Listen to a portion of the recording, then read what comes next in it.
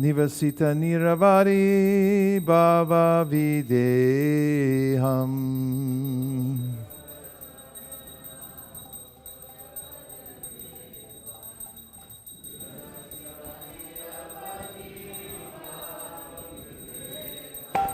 Ujjvala Varana Gauravaradeham Vilasita Niravari Bhava Videham.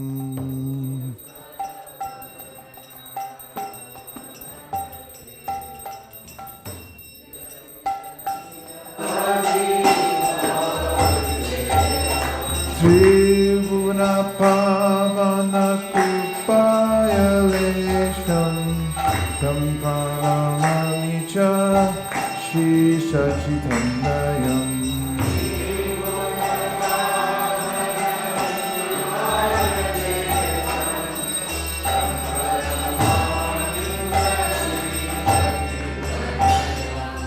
Gadgaram Tarabhavikaram Pujana Parjana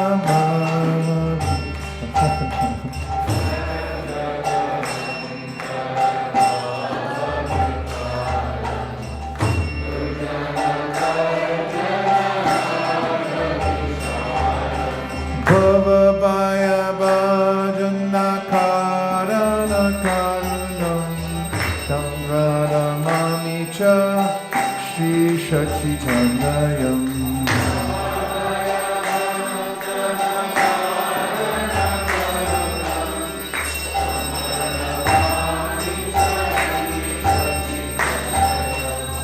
Aranam Bharadhara Charukapolam Indu Vinindita Nakachaya Ruchiram.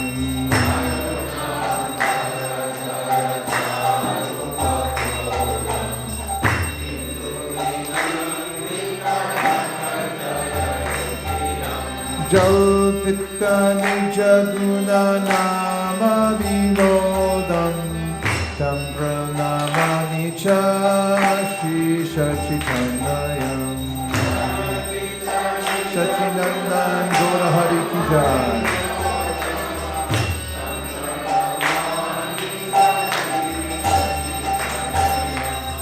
Vigalita Nayana Kamala Jaladharam Bhushan Navarasa Bhava Vikaram.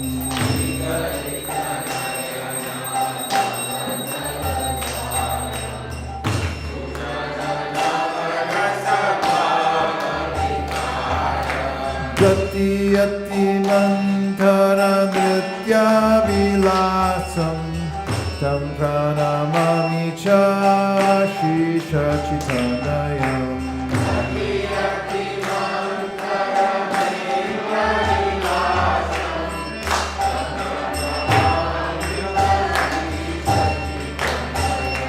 Chanchala Charu Charana Gati Ruchiram Manjiraram Chitta Pada Juga Maduram.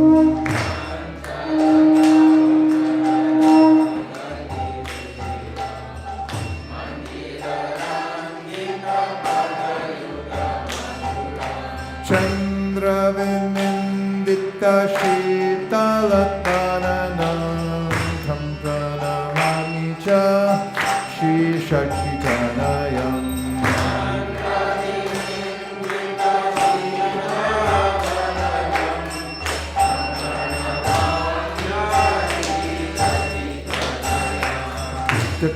Titora Kamandalu Dandam Divyakalevara Mundita Mundam.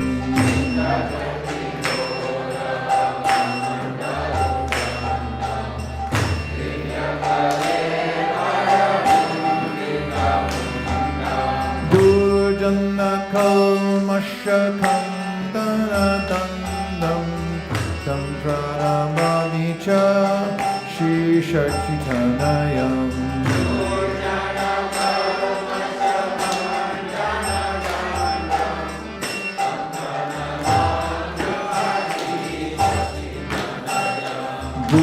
Shana Pura Jalakavalitam Kampita Vindara Vara Ruchiram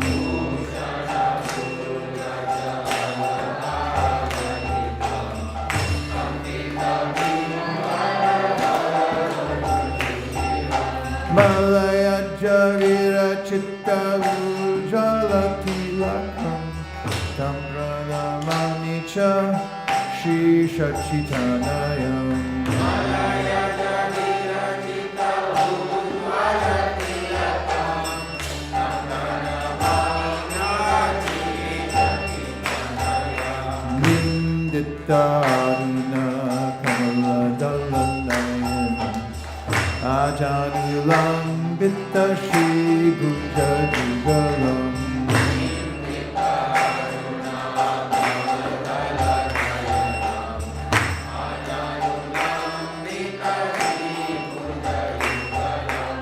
Kalivara Kaishora Nartaka Vesham Tam Pranamami Cha Shri Shachitanayam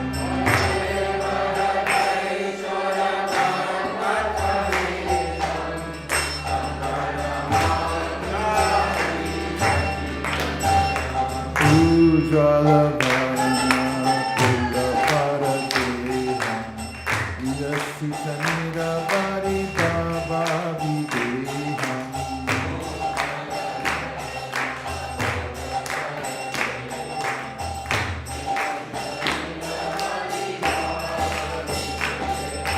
Chivana Pavana Krupaya Lesham Tam Pranamami Cha Shri Sachitanayam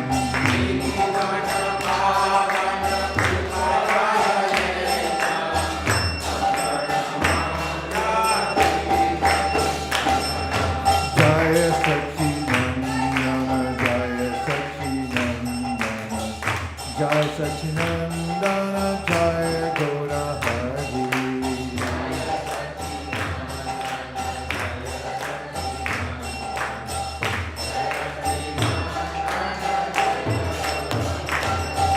Jaya Sachinandana Jaya Sachinandana Jaya Sachinandana Jaya Gaura Hari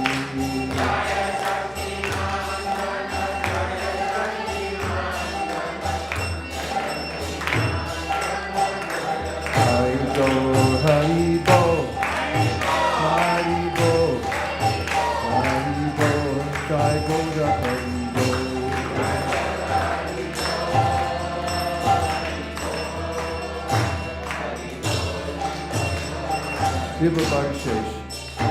Viva Bhani Shesha Aloka Pravesha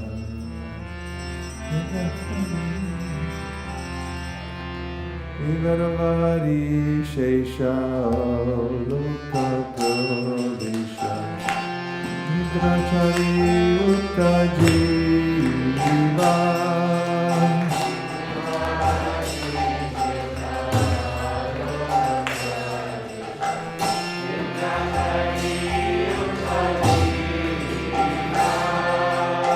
Bolo Hari Hari Mukunda Murari Rama Krishna Haya Kriva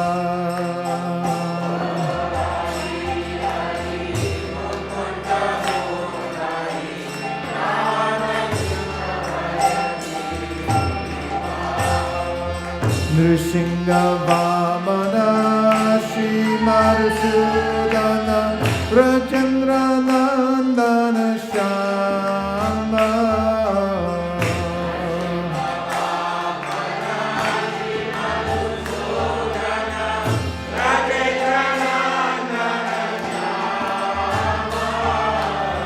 Bhutana Katana Katana Vashatana Jaya Dasharati Rama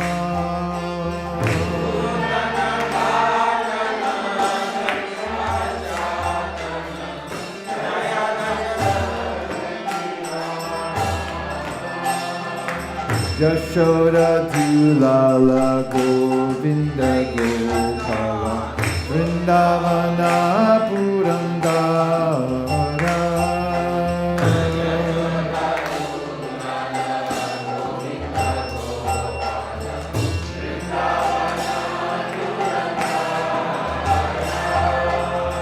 Gopi Priya Jana Radhika Ramana Bhuvana Sundara Bora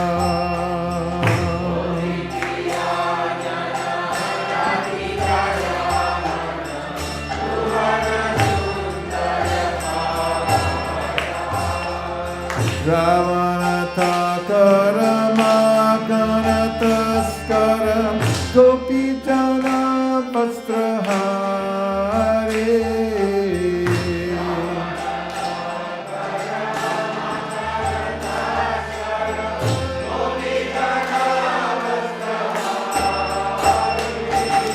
Vajra Rakala Gopa Vrindakala Chittahari Vanshidari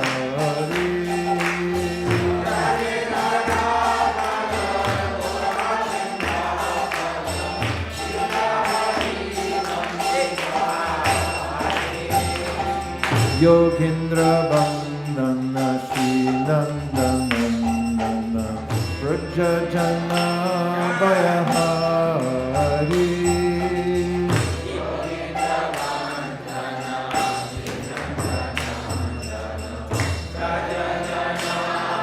They're in the spires.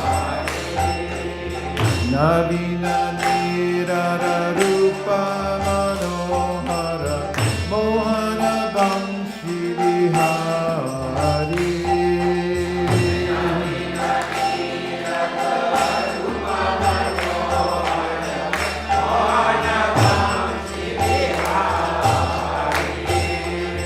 Yashoda Nandana Kamsani Sudana Nikunjara Savilase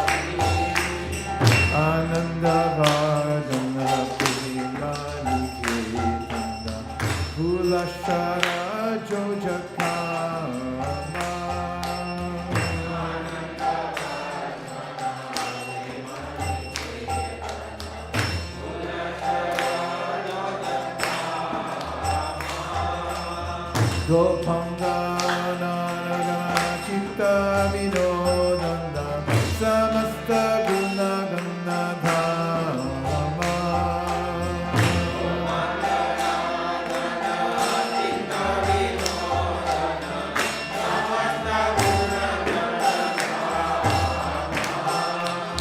Jamna Jivana Keli Parayana Manasa Chandra Chakora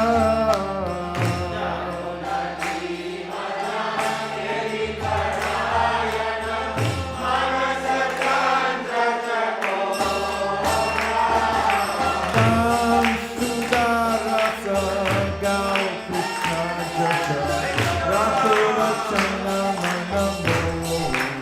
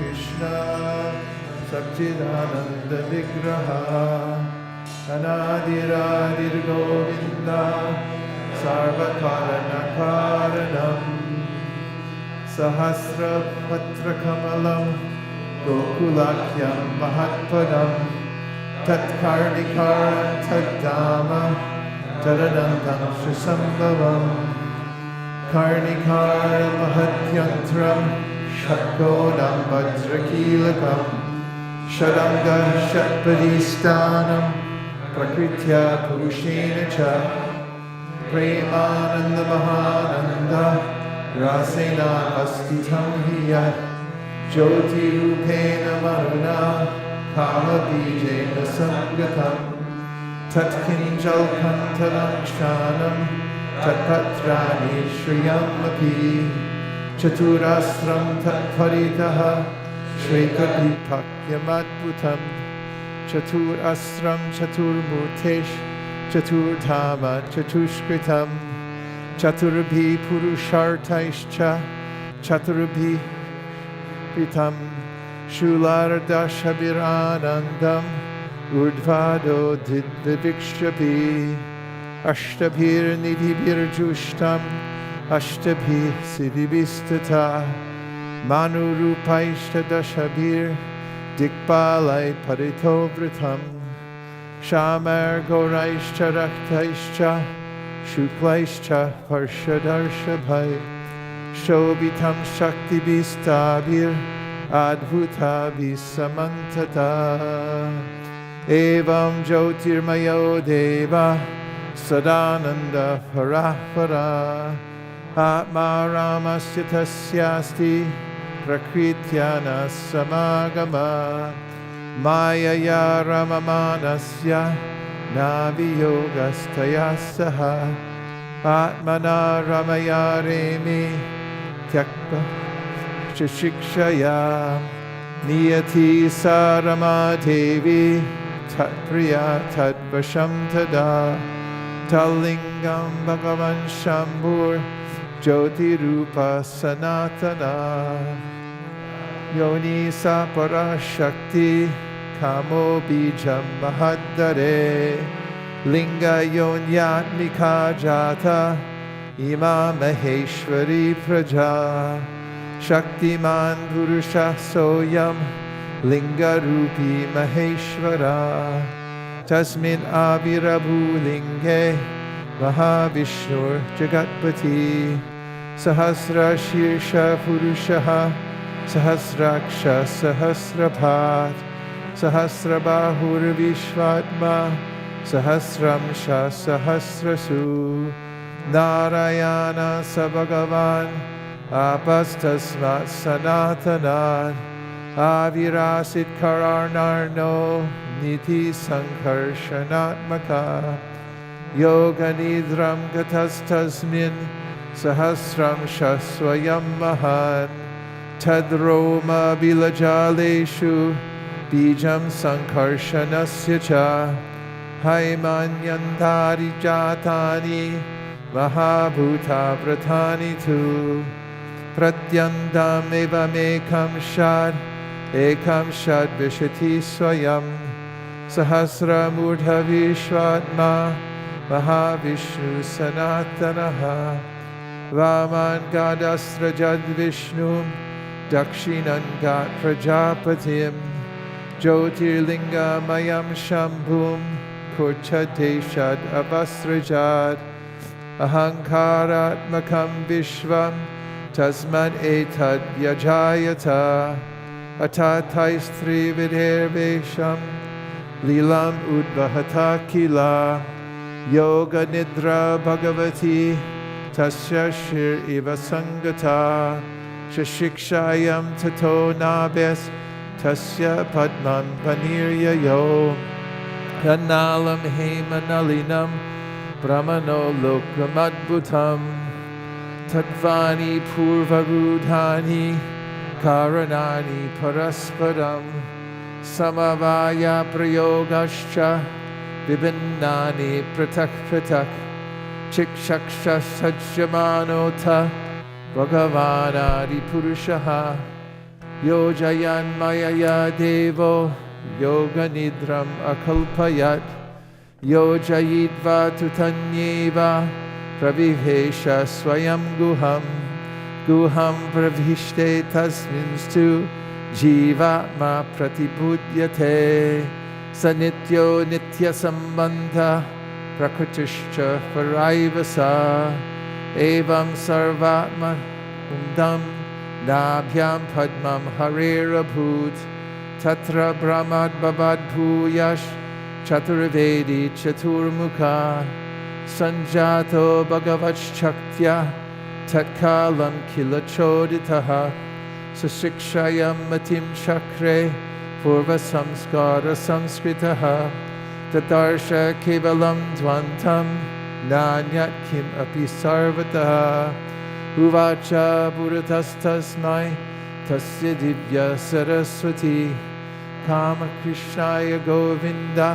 Hey Gopi Jana Ityapi Valavaya Vriyahvanir Mantram Te Dasati Priyam Tapastram Tapa Etena Tava Siddhir Vavishyati Atate Pesa Suchiram Rinam Govindam Avyayam Shweta Dipa Patim Krishnam Golokastyam Parakparam Prakritya Gunarupinya Rupinya Pariyupasitam Sahasradalla Sampande Koti Kinjalka Brimhite Bhumischintamanis Tatra Karnikare Mahasane Samasinam Chidanandam Jyoti Rupam Sanatanam Shabda Brahmamayam Venum Padayantam Bukhambuje Vilasini Ganavritam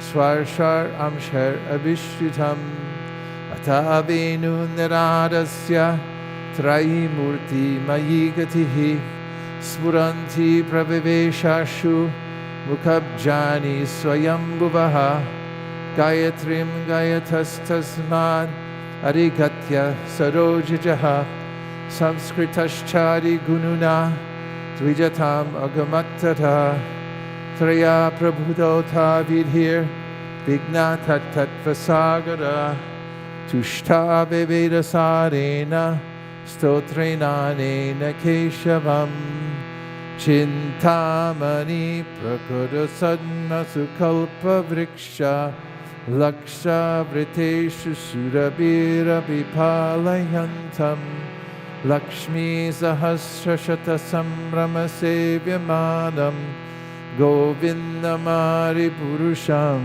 Tamaham Bhajami Venum Kvanantamaravinda Nalayataksham Varhavatam Samasitam Buddha Sundarangam Kandarpakoti Kamaniya Vishesha Shobham Govindamari Purusham Tamaham Bhajami Alola Chandrakala Sadvanamalya Vamshi Ratnangadam Pranaya Keli Kala Vilasham Shamam Tribangalalitam Niyata Prakasham Govindamari Purusham Dhamaham Bhajami Angani Yasya Sakalindriya Vrittimanti Pashyanti Panti Kalayanti Chiram Jaganti Ananda Chinmaya Sadujvala Vigrahasya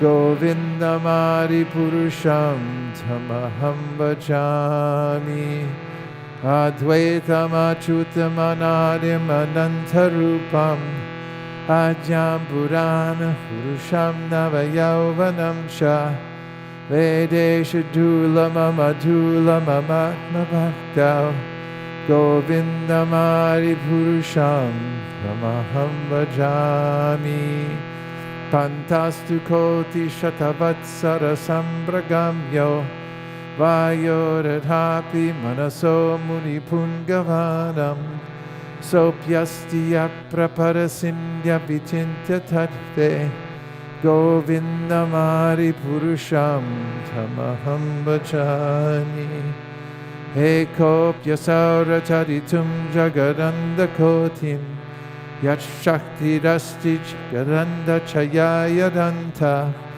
Andantarasta paramanu chayantarastam Govindamari purusham tamaham bhajami Yad bhava bhavitariyo manujastataiva Samprapya rupa mahima shayanana bhusha Suktaryameva nikama pratitaistuvanti Govindamari purusham tamaham bhajami Ananda chinmaya rasa patipavitabis Tabirya eva nijarupataya kalabhi Goloka eva nivasat yakilatma bhuto Govindamari purusham tamaham bhajami Premanjana churita bhakti vilochanena Santaksadeva hridiyeshi vilokayanti Yam shama sundaram achincha gunaswarupam Govindamari purusham tamaham bhajami Ramadi muti shukalani amena tishtan Nanavatar makara bhuvaneshu Krishna swayam samabhava parama pumanyo Govindamari purusham tamaham bhajami Jya prabha prabhavato jagadanda koti Koti shashesha vasudari vibhuti bindam Tad brahma nishkalam anantam ashesha bhutam Govindamari purusham tamaham bhajami Maya hi yasya jagadanda shatani sute Traigunya tad vishaya veda vitayamana Sattva-valambi padasatvam vishuddha sattvam Govindamari purusham tamaham bhajami Ananda chinmaya rasatmataya manasu Ya praninam pratipalam smaratam upetya Lilayitena bhuvanani jayatya jasram Govindamari purusham tamaham bhajami Golokanamni nijadamni taleta tasya Devi mahesha haridama suteshu teshu Te prabhava nichaya vihitasya yena Govindamari purusham tamaham bhajami Shristi stiti pralaya sarana shakti reka Chayeva yasya bhuvanani vibharati durga Ishchanurupam api yasya chateshtate sa Govindamari purusham tamaham bhajami Shiramnyatarda vikara vishesha yogat Sanjayate nahitata pradagasti heto Yashambhutam apitata samupaiti karyad Govindamari purusham tamaham bhajami Chireva hita shandaramabhyapetya Dipayate pravata hetu samarana dharma Yastadrageva hicha vishnu chaya vibhati Govindamari purusham tamaham bhajami Yakkaranarnava jale bhajati sma yoga Nidramananta jagadanda sarama krupa Adhara shaktim avalamya param samurtim Govindamari purusham tamaham bhajami Yashaika nishvasita kalamata valamya Jivanti loma vilaja jagadandanatha Vishnur mahansa iha yasya kala vishesho Govindamari purusham tamaham bhajami Bhasvanyatasma sakaleshu nijeshu teja Sriyam kiya prakatayata vitadvaratra Brahmaya esha jagadanda vidhana karta Govindamari purusham tamaham bhajami Yat pada pallava yugam vinidaya kumbha Dvanve pranama samaye saganadi rajaha Vignan vihantam alamasya jagatrayasya Govindamari purusham tamaham bhajami Agnirmahi ganganamamamurudishascha Kalastatatma manasiti jagatrayani Yasmad bhavanti vibhavanti vishanti yamsha Govindamari purusham tamaham bhajami Yat shakshare sasapita sakalagrahanam Raja samasta suramurti rashesha tejaha Yasyagnaya brahmati sambrata kala chakro Govindamari purusham tamaham bhajami Dharmo tapapa nichaya shutayastapamsi Brahmadikit padayascha jivaha Yadatra matra vibhava prakata prabhava Govindamari purusham tamaham bhajami Yaswindra Osakarma Bandhanu rupa palabhajana matanoti Karmani nirdahati kinti cha bhakti bhajam Govindamari purusham tamaham bhajami Yam krodha kama sahaja pranayari piti Vatsalya moha guru gaurava sevya bhavai Sanchintya tassa sadrishim dharma purete Govindamari purusham tamaham bhajami Govindamari purusham tamaham bhajami Sriya kanta kanta parama purusha kalpataravo Druma bhumischinta mani gharamayi toyam amratam Katha ganam natyam gamanam apivam shri priyasaki Chiranandam jyoti paramapi tarasvadyam apicha Sayatra shiradhi sravati surabhibhyasya sumahan Nimesha dyakyo vavrajati nahi atrapi samayaha Paje shveta dvipam tamahamiham lokamitiyam Vidantaste shantakshiti viralachara katipaye Ato vacha mahavishnur bhagavantam prajapatim Brahman mahatva vijnane prajasarge chachinmati Pancha shloki mimam vidyam vatsatatvam nibodame Prabhude jnana bhakti vyam mayananda chinmahi Ude tunitama bhaktir bhagavat prema lakshana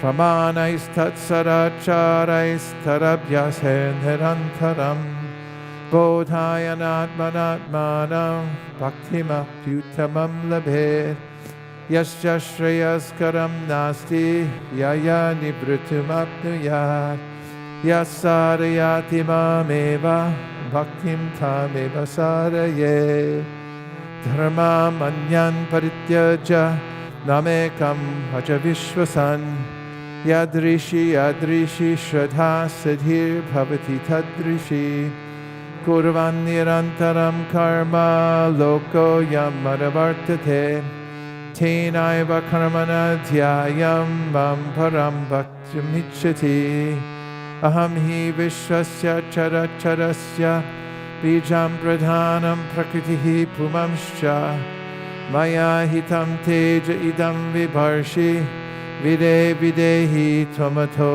jaganti Ishvara Parama Krishna Sakhirananda Vigraha Anadiradir Govinda Sarvakaranam Iti Sri Brahma Sanghita Sampurna Hari Om.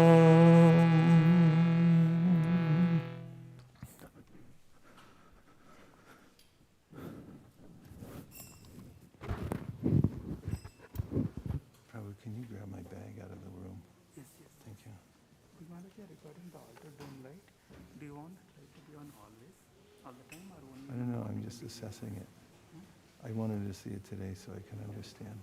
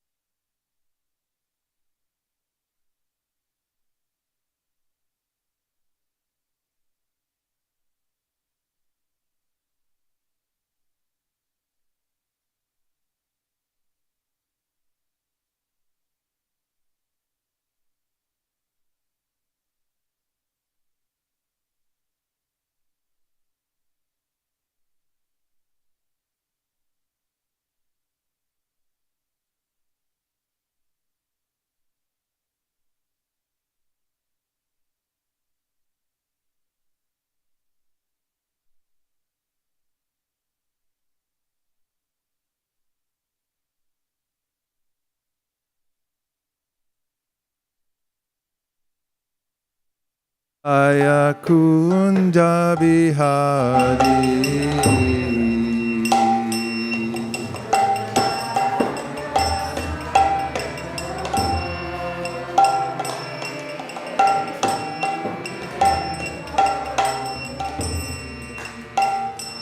Jaya Radha Madhava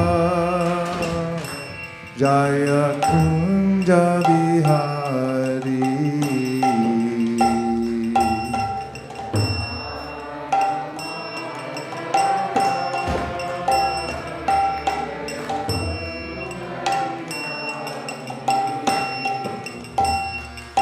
Jaya Gopi Janna Vallabha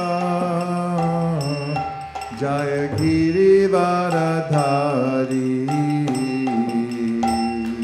Jaya Gopi Janna Vallabha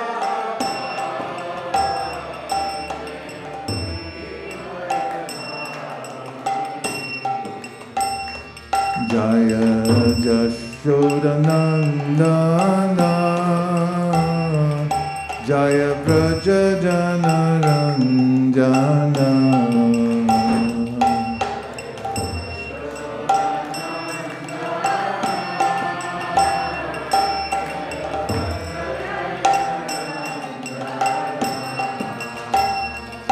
Jaya Jamuna Tiravanachari Jaya Kunja Bihari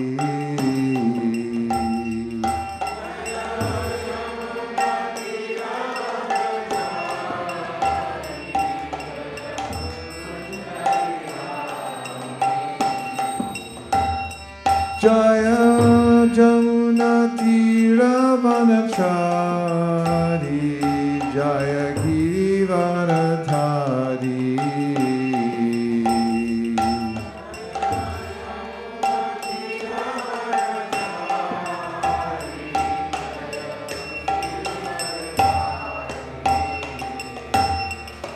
Hare Krishna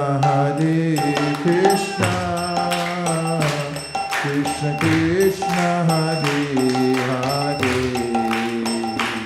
Hare Rama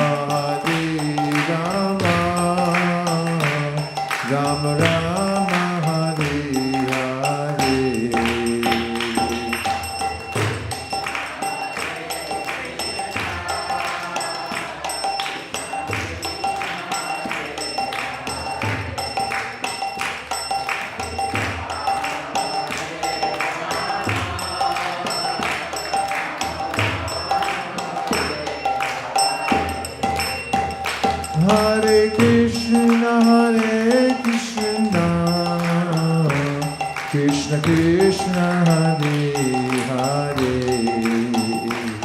Hare Rama Rama, Rama Rama Hare Hare.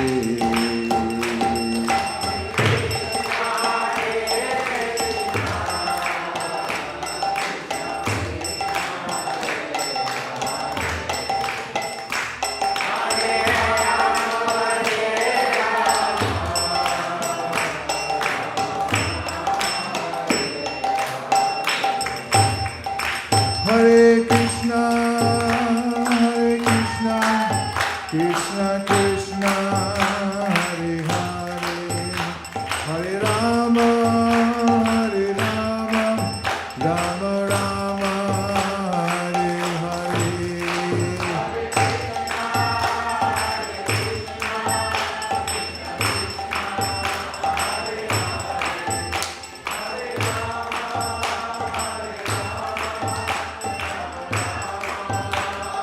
Nitai Gaur Hari Bol, Hari Bol, Nitai Gaur Hari Bol.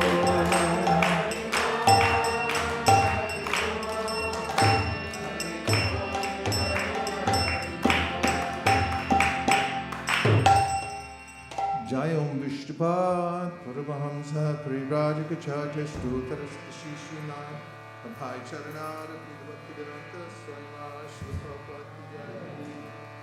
Jayam Vishnupad Paramahamsa Parivrajaka Stotarasta Shishunam Shri Bhakti Siddhanta Saraswati Goswami Maharaj Ki Jai, Ananta Koti Vaishnavi Ki Jai, Ramacharya Shri Haridas Thakur Ki Jai, Premjakaho Shri Krishna Chaitanya Prabhu Nityananda Shri Advaita Gadadhara Shivasari Gaura Bhaktivinoda Ki Jai, Shri Shri Radha Krishna Gopina Shyama Kund Radhakund Giri Govardhan Ki Jai, Shri Vrindavan Ki Jai, Shri Mayapur Navnitam Ki Jai, Shri Jagannath Puri Dham Ki Jai.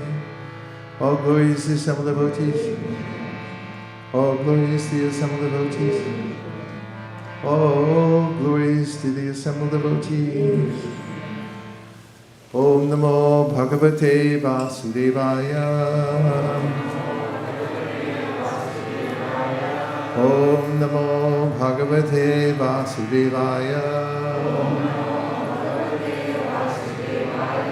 Om Namo Bhagavate Vasudevaya. Narayanam Namaskritya Naram Chaiva Narottamam Devim Sarasatim Vyasam Tato Jaya Mudiraye.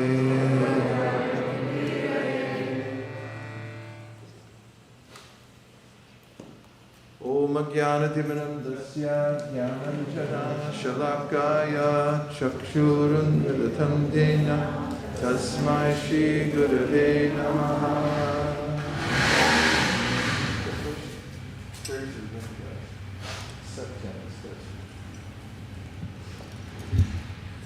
We are a couple of days away from Janmashtami, and so I'm going to read this morning from one of the famous prayers spoken by the demigods. When Lord Krishna was in the womb of his mother, the demigods came to offer their respects to the Supreme Truth. And this prayer today begins with Satyam.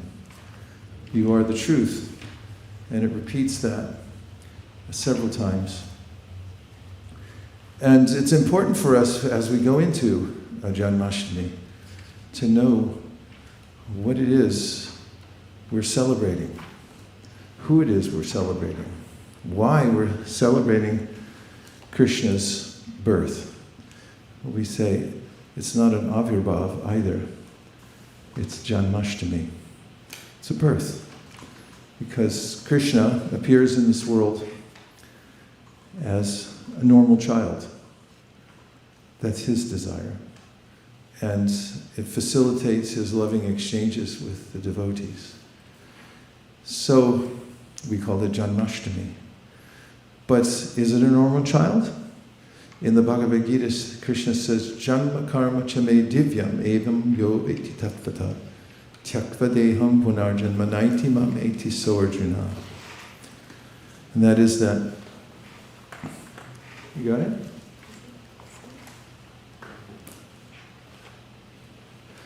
And that is that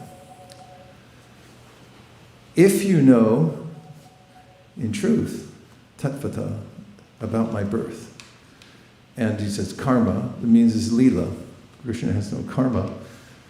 He takes away your karma. Karmani nirdahati kintucha bhakti vajam. When he says karma, it means his activities, which means transcendental activities, which means lila, his own pleasure pastimes.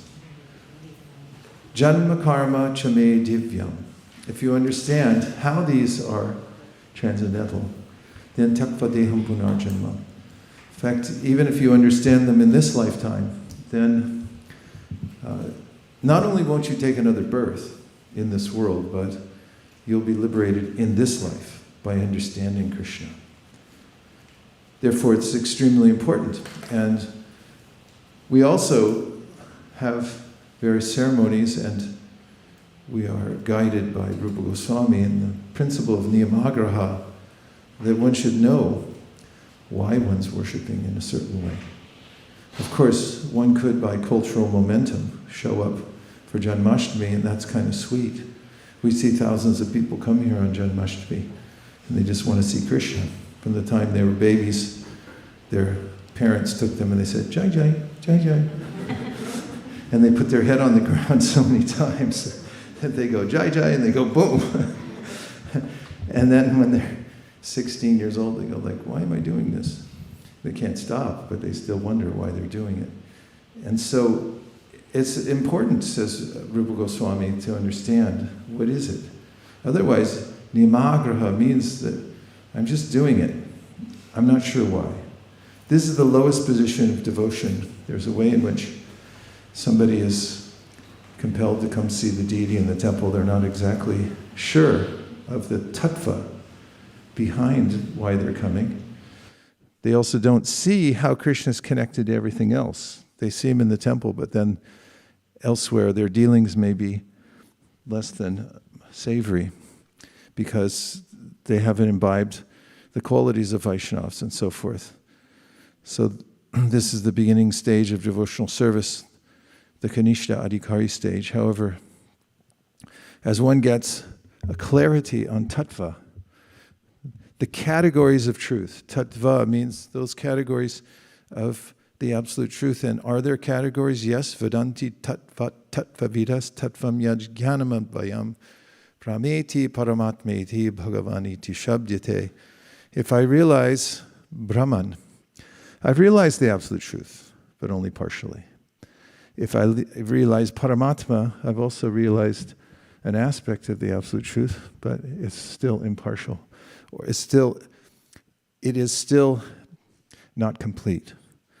But when I realize Bhagavan, Krishna, the personality, who takes birth in this world and has his pastimes with his parents and his friends and his girlfriends and his boyfriends and his servants, then I've realized the truth in whole.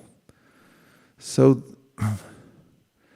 there are various aspects in the philosophy we hear in the Sri Chaitanya Charitamrita about understanding the world and the cause of it. Starting from Krishna's statement in the Bhagavad Gita where he says, Aham Sarvasya pravavo matak sarvam pravartate iti matva bhajante imam buddha bhava samanvita. Who can say what that means? Aham Sarvasya pravavo. Who can say where it's from? Besides I just said in the Bhagavad Gita. Like where in the Bhagavad Gita? 10:8. 10:8 in the Bhagavad Gita. I am the source of all material. No.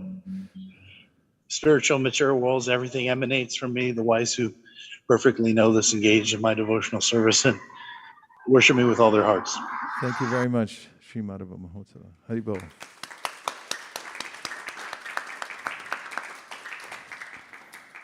One suggestion, if you ever clap for anybody, really lean into it. Otherwise, it's like peep, peep, peep, peep. Okay. So, Aham Sarvasya pravavo matak sarvam pravartade. Somebody explain a little bit your realization of this verse before we go into it a little more. You've seen it before. It's part of the Chatur Shloki in the Bhagavad Gita. There are 4 very important verses, nutshell verses, starting with this one. So what does it mean besides the translation? What does it mean to you?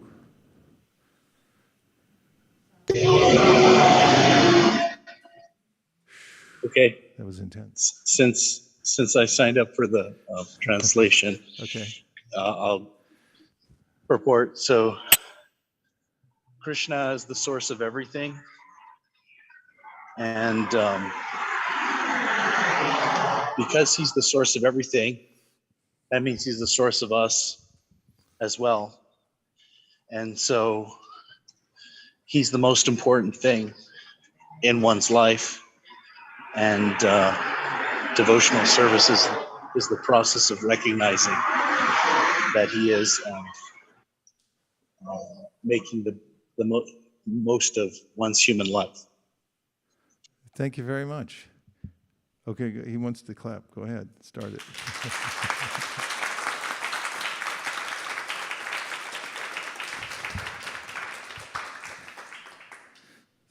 Yes? Sugeshwari.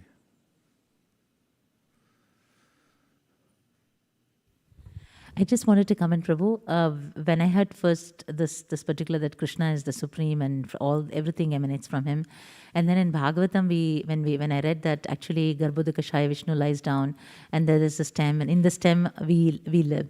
So this was all theoretical, and one day I was just driving by and I was just thinking, wow, I'm actually inside the stem of Garbhodakashaya. I mean, it was. I don't know how to explain it, but I just felt that we are so tiny people, so many people driving on the freeway, but nobody knows where you are. And then how fortunate we are that we know we are actually in one Brahmanda where there are millions and billions of Brahmandas, and we are in one particular, in this big Bhumandala, we are in one small little Jambudvipa, small little Bharatakanda. So I was just realizing that how tiny I am. And still I'm trying to tell that Krishna, I want to be you. Yeah. And there's a kind of relief when we find out that we're not the Supreme Controller, that there is a Supreme Controller who's all benevolent. And there's a sense in this verse that one who finds out the truth about Krishna, or I should say, who understands that he's the source of everything, all energies, and the cause of everything, then such persons serve him. So let's just talk a little bit about it, what it means to be the cause of all causes, because it's important. As explained in the Chaitanya Charitamrita, especially in the chapter about Lord Baladev, there's a discussion of the various causes of creation. So one of the causes of creation is the ingredient cause. The ingredient cause means that if you're going to build something, you have to have the ingredients for it, right? But if you are going to build a house, Gita Priya, and you get all the ingredients together, then what happens when you just leave them on a lot somewhere? Do they manifest a house? They don't? Let the record show that Gita Priya has given the correct answer. I notice in my neighborhood where a lot of people are building houses or reconstructing their previous houses that it requires a lot of people working together, hammering for months, sometimes a year, to put together a house. So that cause is called the efficient cause. Efficient cause means that somebody actually has to pick up the hammer and nail and put it together. It doesn't happen by itself. Oddly, many people claim that the universe has ingredient cause but no efficient cause. It just sort of happened by itself, randomly. There's no hands, no manual labor behind putting it together, so to speak. Manual means you put your hands on it, somebody puts their hands on it and puts it together. And then there are other causes, as mentioned by Aristotle, As you probably know, he talked about a formal cause. Formal cause means if you're building a house, Gita Priya, do you decide how to build it as you go along? You get the ingredients and you just build it? What do you do before that? You have to plan it out. Very good. You have to have an architect come and say, this is what it should look like. You get a blueprint. And once the plan is there, the form is made on a subtle level. That's the formal cause, because you're making a form. And then he does Aristotle, about a prime cause. And he calls it the prime cause. There's a prime cause behind everything, and that means the person who thought it up in the first place, who has a purpose behind it. So there are these 4 causes behind any manifestation. Just the ingredients won't do it, and just the hands working on it won't do it, just the plan itself, but there's a purpose behind it, and there's an intention, and that's the prime cause. So in the verse, Aham Sarvasya pravavo, matak sarvam pravartate, iti matva bhajante mam, somebody who knows that I'm the prime cause behind everything, then worships me. But let's talk a little more about that, because Krishna has unique features, and someone might then have a doubt, mightn't they, about a person being the supreme cause or the prime cause of everything. Mightn't somebody have a doubt? Possible? Yeah, people have doubts all the time.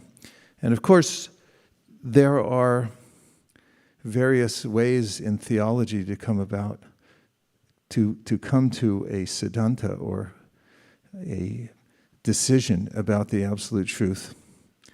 And one of them is called natural theology, and the other is called revealed theology. So in natural theology, there's a way of speculating to try to understand the absolute truth.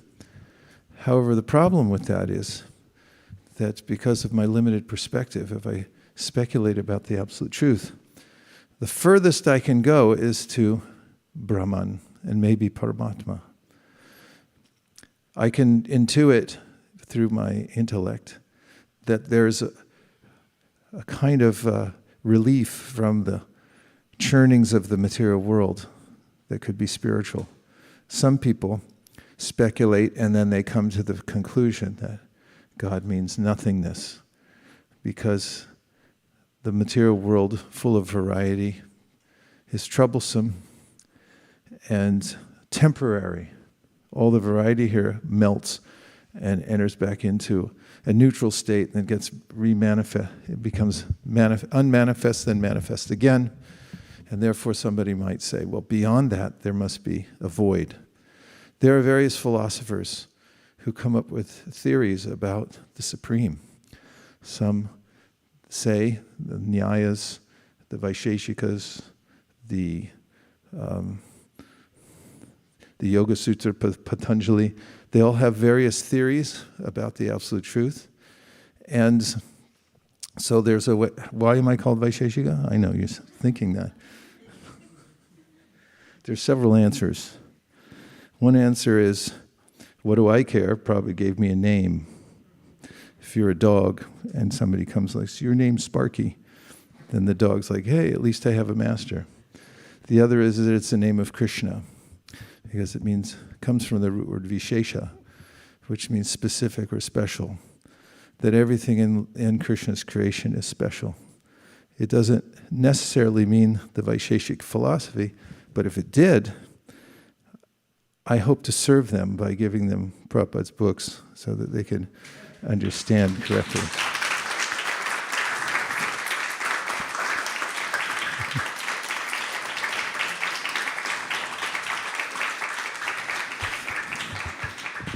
Now that we've let the elephant out of the room. And on all these various philosophies called darshans in India, there are various speculations about the absolute truth. That some say that, yes, there is someone who is the mover of everything, but he's separate from the ingredients. There's the ingredients and there's the absolute truth. They have nothing to do with one another. They're independent of one another. And there are varieties of speculations in natural theology. However, Mahajano yena Katha sapanta, the only way to come to a perfect conclusion, ultimately, is to accept a perfect authority and take the version from the perfect authority. Otherwise, no matter how smart you are, there's always somebody smarter. Have you ever noticed that? No matter how good you are at something, somebody else walks in and ruins your whole thing. It's like, wow, I was a big fish in a small pond, and now I've been exposed as being just a little fish because somebody else is much smarter than me. And that always happens. Therefore, you may come up with a philosophy, or I may come up with a philosophy, but then someone else will defeat it later and find some aspect of it that doesn't work as well as their philosophy. And therefore, we have to accept the version of the absolute truth coming from the absolute truth himself. And this is reasonable because in any knowledge system, one has to have a point of reference, a given. For instance, in what's that called in math, where you draw all kinds of shapes? Yes, geometry. I was thinking geology. I couldn't get it out of my head. In geometry, you start with a given before you solve it, don't you? Who said that's a given? Somebody, some authority somewhere said, here's your given. Like, prove that's a given. Okay, prove that given is that what the reason you gave it for the given is a given, and you can keep going backwards to infinity, called infinite regress. So at some point you have to have some knowledge that proves itself. It comes from a perfect source. So Krishna is saying, Aham Sarvasya prabhavo matak sarvam pravartate. However, someone might then say, but wait a minute, if you're the complete whole, as we hear in the Upanishads, Om Purnam Adah Purnamidam, describing the complete whole, then you look like a person. I mean, you have fingers and toes, and those are differences. Because the truth, as we heard earlier, is known as Advaya Gyan Tattva. It's one, but it has variety. Actually, they're not differences, they're varieties. And within Krishna's body, do you see any differences?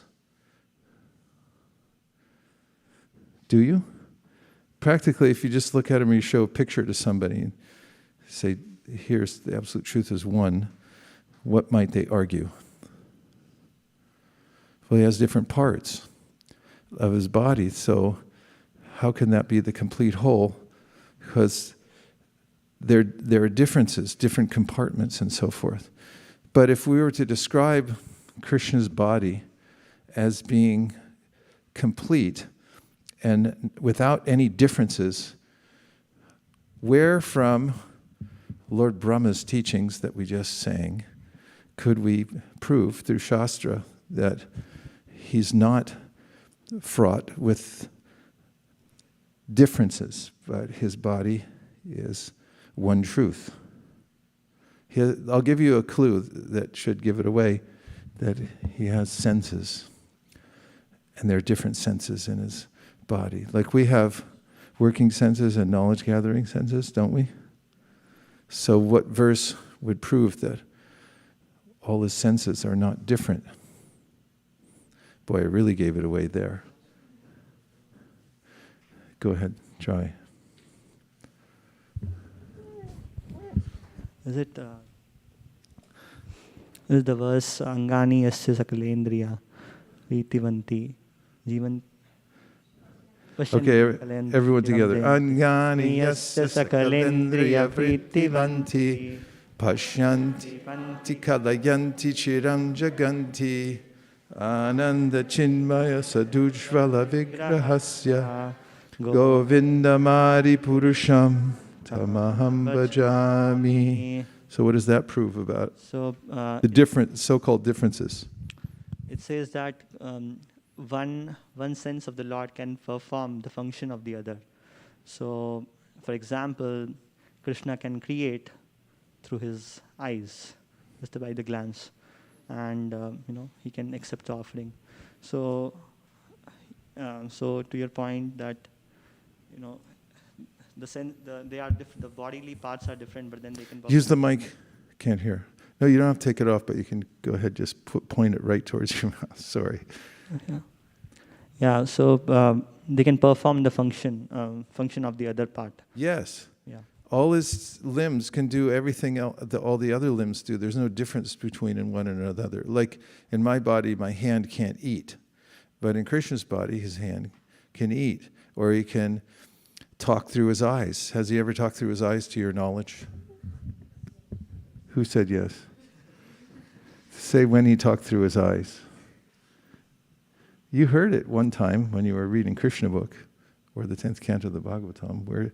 Where did Krishna speak through his eyes to his friends? It was during one of the forest fires that happened. Krishna spoke through his eyes. So you'll find that there are various ways Krishna uses his senses. Well, he can eat with his ears, right? When does he do that? When? Come on, stand up for your answers now. Go ahead, Prabhu, and then Sukeshri. Bhoga prayers? What? Is that a question or an answer? No, it's an answer. Just give the answer. So when we chant Bhoga prayers, we are actually asking the Lord to accept. And He's accepting our devotion. Then what happens? He eats with his eyes, his glands, his ears. Yeah, he listens to it. He's like, okay, he can eat with his ears. That's what it means. Angani yasya sakalendriya vritti manti pashanti panti kalayanti chiram jagati. What else? Prabhu, I was just going to say that sometimes we also talk with our eyes. We may not talk, but you can do a lot with your eyes. Okay, we can. It's indicative, but it doesn't necessarily mean we're talking with our eyes. So this is one of the characteristics of the Supreme Truth of the personality of Godhead that people try to find fault with the understanding that God is a person. And it's called Swajat Bhed. Bhed means there's a difference in the personality himself because he has different limbs, different organs, and so forth. But Brahma tells us, and I mentioned there's natural theology and there's revealed theology, which means, as I was saying, we hear from an authority. So Brahma's the authority. He saw Krishna directly, and therefore he spoke about it and revealed to us what his body is like. There's no difference in his body. It's one, because every sense can do the activity of the other sense. And the next fault someone might find is, wait a minute, okay, you say God is one, but what about all these different forms of God? Could you name one that looks different than Krishna in Vrindavan, or Madan Mohan playing on a flute? Which under Matsya is a good choice? What does Matsya look like? A fish? Doesn't exactly look like Govinda, right? How many others can you think of? Huh? Who? What did you say? 10. Okay, 10. Go ahead. Hayagriva, how does Hayagriva look like? Krishna in Vrindavan? A horse, okay. How many, what other ones can you think of? Varaha looks like a pig. Okay, so is that Krishna in Vrindavan? We're finding some difference in the Advaya Gyan Tattva. You're saying it's one thing, Krishna's one. So how is it that he's one? How many others? Nrsingadev, and who else? Kurma, Parusharam, Vaman. Okay, so there are various forms of the Lord, and we hear about them in various places. Say, okay, well, there's a difference there then, isn't there? But who can prove from our same source, Brahma, and the same Shastra, we all just chanted together, that there's no difference between these? Yes? Ramadi murtishu kala niyamena tishtan nanavataram akarod bhuvaneshu kintu Krishna swayam samabhavat paramah pumanyo govindamadi purusham tamaham bhajami. Judges, will we take that? Brava, brava. There's a couple more, though. Let's take out a couple more.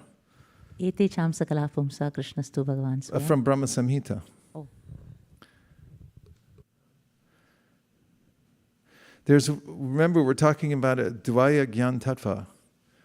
Advaitam. I'm sorry, I almost gave it away. I did, but go ahead, Prabhu. Advaitam achyutam anadim ananta rupam adyam purana purusham navayovanam cha vedeshu durlabham adurlabham atma bhakto govindamadi purusham tamaham bhajami. So how does that help us in overcoming this other fault that people will find and say, your God's not one? If you have a personal God, how can he be one? Because he's got all these different it's a pig. And, here's God in Vrindavan. So how is it different? Or how is it Advaitam? How is it the same? So what's Brahma saying? So Brahma is saying that they are one without a second, and Krishna is the original source. Anadim, Anantarupam, he has many, many forms. Adyam Puran Purusham Navino Yovanam cha. He is the original person, and from him these forms emanate. But he cannot be understood from the Vedas. Vedeshu Durlabha. Yes, but the point here is that all those forms are non-different from Krishna, and they're within Krishna. So Krishna, as is mentioned in the Chaitanya Charitamrita, manifests all these forms from his personal body, but they're non-different from him. They're the same as Krishna himself. They just appear to be different externally.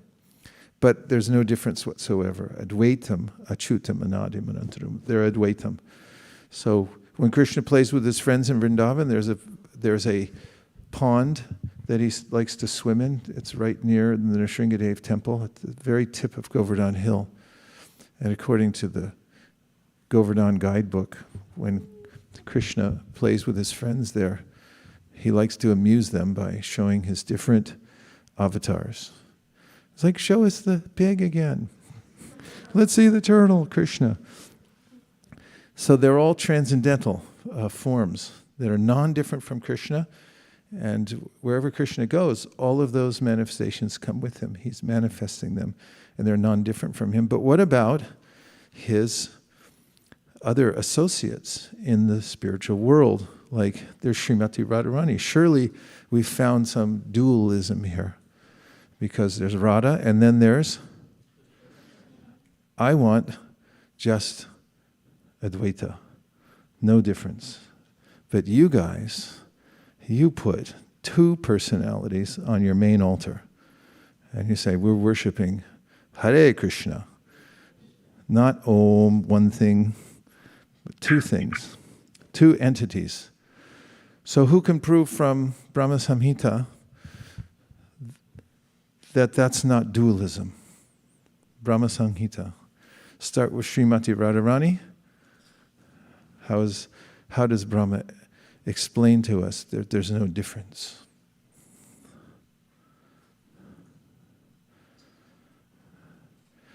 One way to memorize the whole Brahma Samhita, at least the way I did it, was that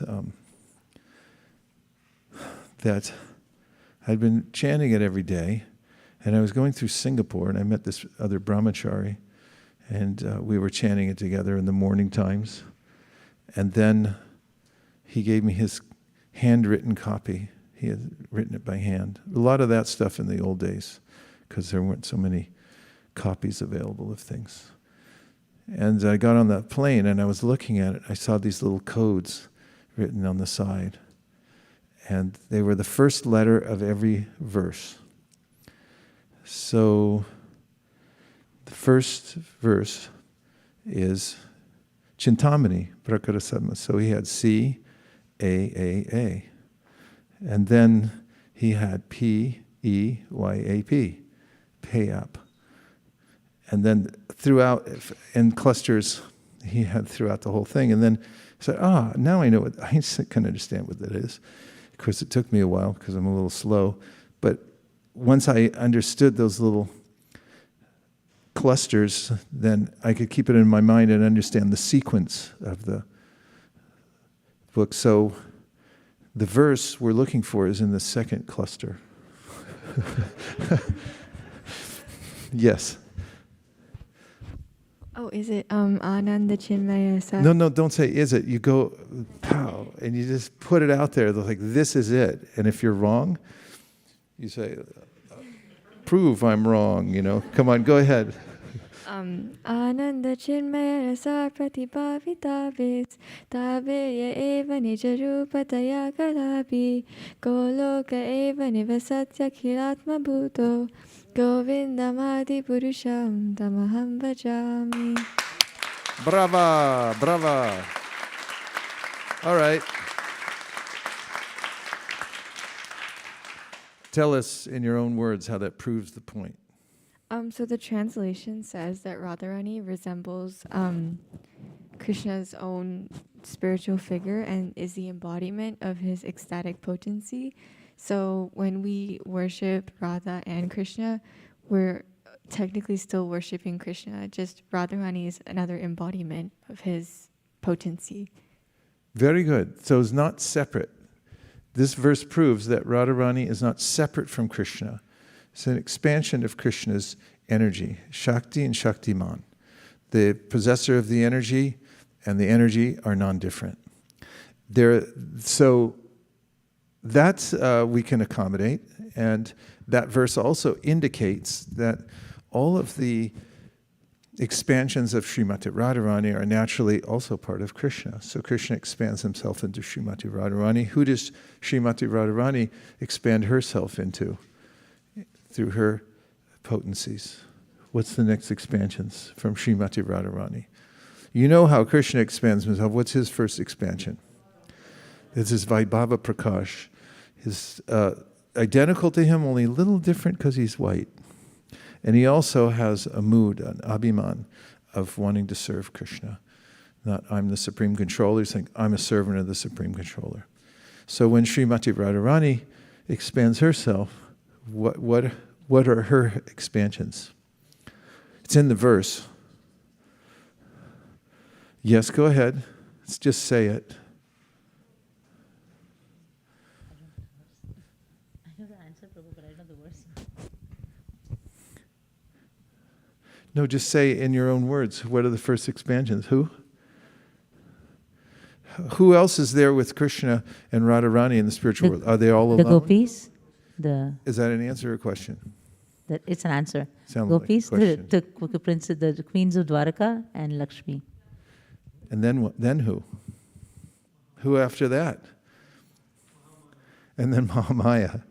So you can appreciate the presence of the Supreme Lord everywhere, even if you're in Maya, because Mahamaya expands ultimately from Srimati Radharani. So all the female expansions, like the gopis, and then the queens in Dwarka, and then you have Krishna's wives, you have Krishna's wives, the queens in Dwarka, you have the Lakshmis in Vaikuntha, and then you have Mahamaya, and her presence here in the material world, all coming from the original source of Srimati Radharani, but she's part of Krishna, non-different, coming from his energy, Shakti, Shaktiman. So we've proved that, but we have a higher hurdle to cross now. What about the living entities? How can we prove from the Bhagavad Gita, perhaps? The living entities, I'm here walking around, I'm not God, and I seem to be independent, and just, a random living entity somewhere. How is it that the living entities can be shown to be one or a Dvaya Gyan Tattva, part of that non-dual supreme truth? Verse from Bhagavad Gita, please. Yes, Prabhu. 1, 2. Okay, go ahead. I was thinking about Mamai Vamsho Jiva Loke, Jiva Lupa Sanatana, Jiva Bhuta Sanatana, Mama Sashtani Indiani, Prakriti Sani Karshati. So, living entity is the fragmental part and parcel of Krishna. So, what's the word in there that shows that there's no difference between Krishna and Amsha? Amsha means? Part. It's a part, right? So it's not anything separate. So that still meets our criterion of being Advaita, one, right? Did we succeed? Yes. And what about from the Bhagavad Gita? Prabhu, you can say, you had your hand up, that how Maharaji about already covered the material energy? If we see all these material energies working, Maya is working in some way, where in the Bhagavad Gita does Krishna mention that all the energies that seem to be working separate from God actually are under His control? Okay, yes. Devi esha gunamayi mama maya duratya mam eva ye prapadyante mayam etam tarantite. That's pretty good. Judges, do we accept that? Okay. Explain why you gave that verse.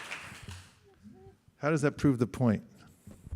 So that verse says that all energies, material and spiritual, are coming from Krishna, and one who takes shelter of Krishna is able to cross over the material. Okay, energy. very good. Let's hear another one. Yes, Prabhu Sundar. Oh, yes. Go ahead, Krishna. Pumirappo nalo vayu kammano buddhirevacha ahankaram iti yamme pinna prakritirashtata apareyam itastvanyam Prakritim vidime param. Yeah. Jiva bhuta mahabhavo yayedam dharete jagat. Means? So there are eight separate energies: Bhumi, earth, water, fire, air, and ether. And above all is also this Krishna says these are his 8 energies, and then above that energy also he has spiritual energy, like that. Yeah. Okay, good. Who are the living entities, right? And how is this material creation connected to Krishna, the way it's moving? Where does he say in the Bhagavad Gita this whole material manifestation, the material energy? Okay, she's agreeing with you. She heard the first syllable. Go ahead, Prabhu. Maya dakshena prakriti suyate chara characharam hetunanena kaunteya jagat viparivartate. Means? So Lord Krishna says that the material world is working under his direction, and it is created and dissolved according to his will. Very good, very good. Sadhu, sadhu, sadhu. So the points we're making...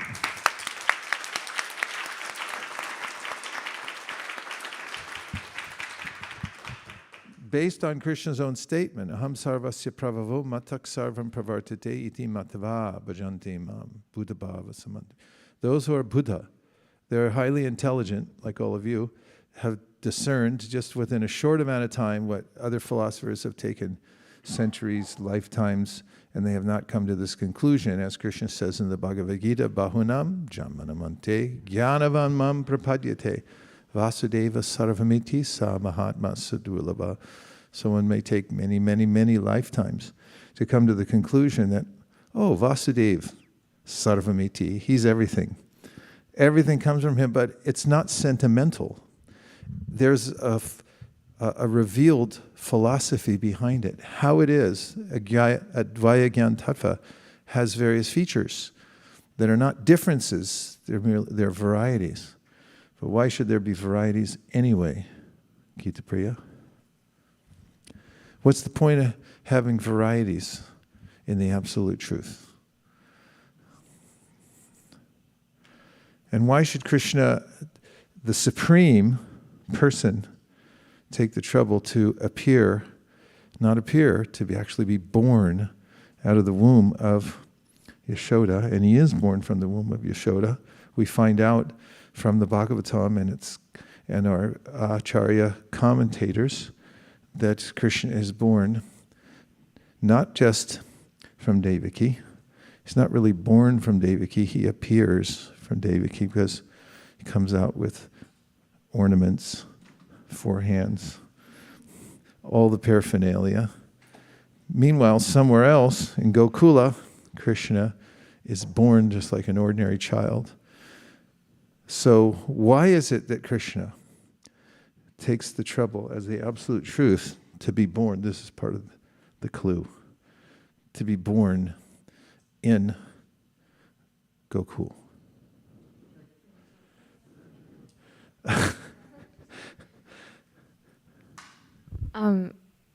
Mataji said, but that's parampara. Okay, go ahead. Is to enjoy like the pleasure and like the pastimes of being, I guess, like a child in Vrindavan.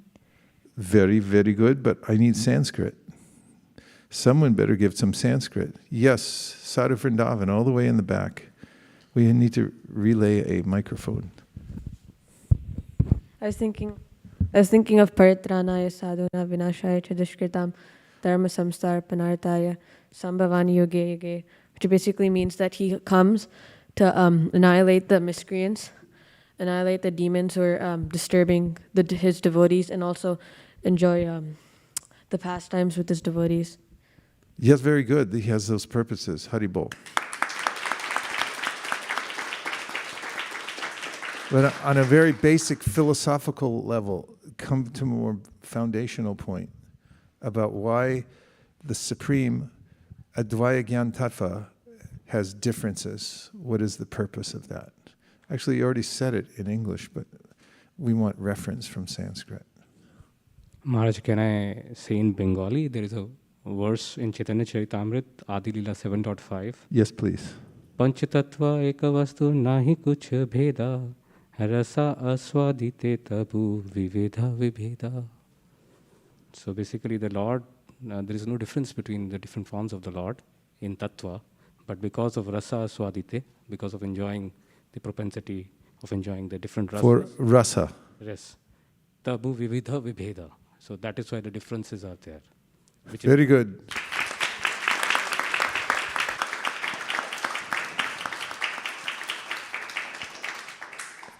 And what's the very famous verse from the Taittiriya Upanishad that explains the same principle? Raso Vaisaha. The Supreme Absolute Truth exists for rasa, to enjoy exchange. So unless you have at least 2, there's no possibility of rasa. You have to have 2. Therefore, because he's the supreme enjoyer, he expands himself into unlimited forms and varieties. So he has unlimited forms, Advaitam, Achutam, Anadim, Anantarupam, forms of himself he enjoys in different ways. He also has asankhya living entities who expand from him, infinitesimal servants who enjoy by serving Krishna, and Krishna lives to please the devotees. The devotees live to please Krishna, and Krishna lives to please the devotees. And there's this constant exchange of rasa between the two. I have a question, Prabhu. So if a Mayavadi philosopher is listening to this, he'll say, yes, that's what I'm trying to tell you. We become God. How do we refute that, Prabhu? Become what? I mean, with the thing that we just read, it said that there is no difference, there is no spiritual difference between Krishna and, is it only his incarnations or his parts? I didn't get that, Prabhu. No difference between Krishna and anything. That's why it's a Dvaya Gyan Tattva. So Krishna is one. The absolute truth is one truth. So no, I was just thinking that, did it mean that even the parts are also... they're same and not same at the same time. Simultaneously one and different. This is called Achintya Beda Bed Tattva. And the sun has energies. You can't say that the energies are different from the sun, because what would the sun be without its energies? But you also can't say that the sun rays are the sun itself, otherwise the devotees in the back row there would be toast, because there's sun rays coming through right now. Eka desha stitasyagner joshna vistaraniyata parasya brahmana shaktis tatedam akilam jagat. Chaitanya Mahaprabhu gave this verse to explain this point to Sanatana Goswami, and it's from the Vishnu Purana, which says, just as the sun is in one place, but it diffuses its energies everywhere, throughout the whole universe. In a similar way, the Supreme Personality of Godhead is one, but His energies are all expansive. And they're manifest in different varieties, but why? What's the purpose behind the creation? Remember, we had to have a prime cause, ultimately, to prove the whole point of creation, and there has to be a prime cause, ultimately, and that prime cause is Krishna. But what's His purpose? The purpose behind the creation is one word, 2 syllables, rasa. To enjoy rasa. Doesn't that make you happy? It makes you happy because now you know the purpose of life. It's to enjoy. Does that make you happy? But it's how to enjoy is the point. We enjoy when we love Krishna, because Krishna loves us and we're part of Krishna, and we have an eternal constitutional position as servants of Krishna to please His senses. And when we please His senses, we become 10 times more pleased. 1,000 times, 1,000,000 times, 10 million times pleased. Hare Krishna Maharaj, I have a question. So every living entity has like a rasa or relationship with Krishna. And then there are also like agama vidhis by which we do like deity worship or any kind of service to Krishna. So which takes precedence? Sometimes because of the rasa that we have, we need not be like following the agama vidhis in terms of deity worship or even like offering bhoga. But then how does Krishna perceive it? Is it the rasa, or should we be strict about following the agama vidhis, or does rasa or our bhava take more precedence? Well, because the agama vidhis come from Krishna, He says that when you follow the agama vidhis, then you're respecting me, you're worshiping me. Someone might say, I'll just do my own thing and I'm spontaneous. But Krishna says, by following the agama vidhis, you're worshiping me because they're my rules. I put them out there. And therefore, if you follow them, then you're showing your love. There is a way in which the devotees in Vrindavan don't follow so many agama vidhis because they're already fully absorbed in love for Krishna. There's no rules necessary when there's love. Where there's rules, there's no love. And when there's love, there's no need for rules. Just like if you're living with somebody in a room, a roommate in college, let's say, in a dorm, and the person starts doing things that really annoy you. Then you have to write on the wall, like, no going to bed after 1 a.m. with a stereo out loud, and no cooking with onion and garlic because it stinks up the whole place. Whatever it might be, you make the rules. But when you're one in purpose and there's a sense of love, these rules don't need to be written, they're actually understood.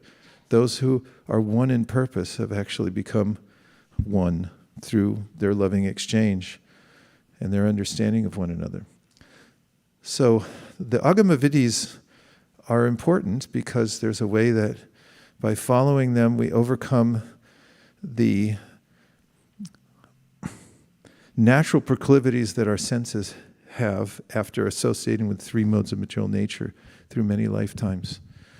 They have a mind of their own, and they go after the darndest things, don't they? Senses get attracted. It's like, why are you interested in that? So, I don't know, I just am. Some other lifetime, I was a different kind of creature. And, if you look at other creatures and how they're attracted to all kinds of gross, base things, all those samskars are there within the mind of a living entity who's been churning through the process of birth and death in the various species of life. And we come out as a human beings like, why am I acting like an animal? It's because you still have animal programming in your mind. No offense against animals. But there are base activities. So the Agama Vidyas protect us from that. It's like, don't step on Krishna's stuff. Dog doesn't think about that. Dog comes and pees on everything, including on Tulsi. That's why Prabhupada said they're rascal number one. But the Agama Vidyas say, be careful. When you touch Krishna's paraphernalia, touch it with your right hand. Don't touch the deity. Like, these are all these Vidyas. And then from that, actually, we start going, well, he's actually a sensitive person, and so forth. And then naturally, there's a way in which the devotees deal with Krishna in a loving way. And of course, when that's there, it's a different kind of relationship.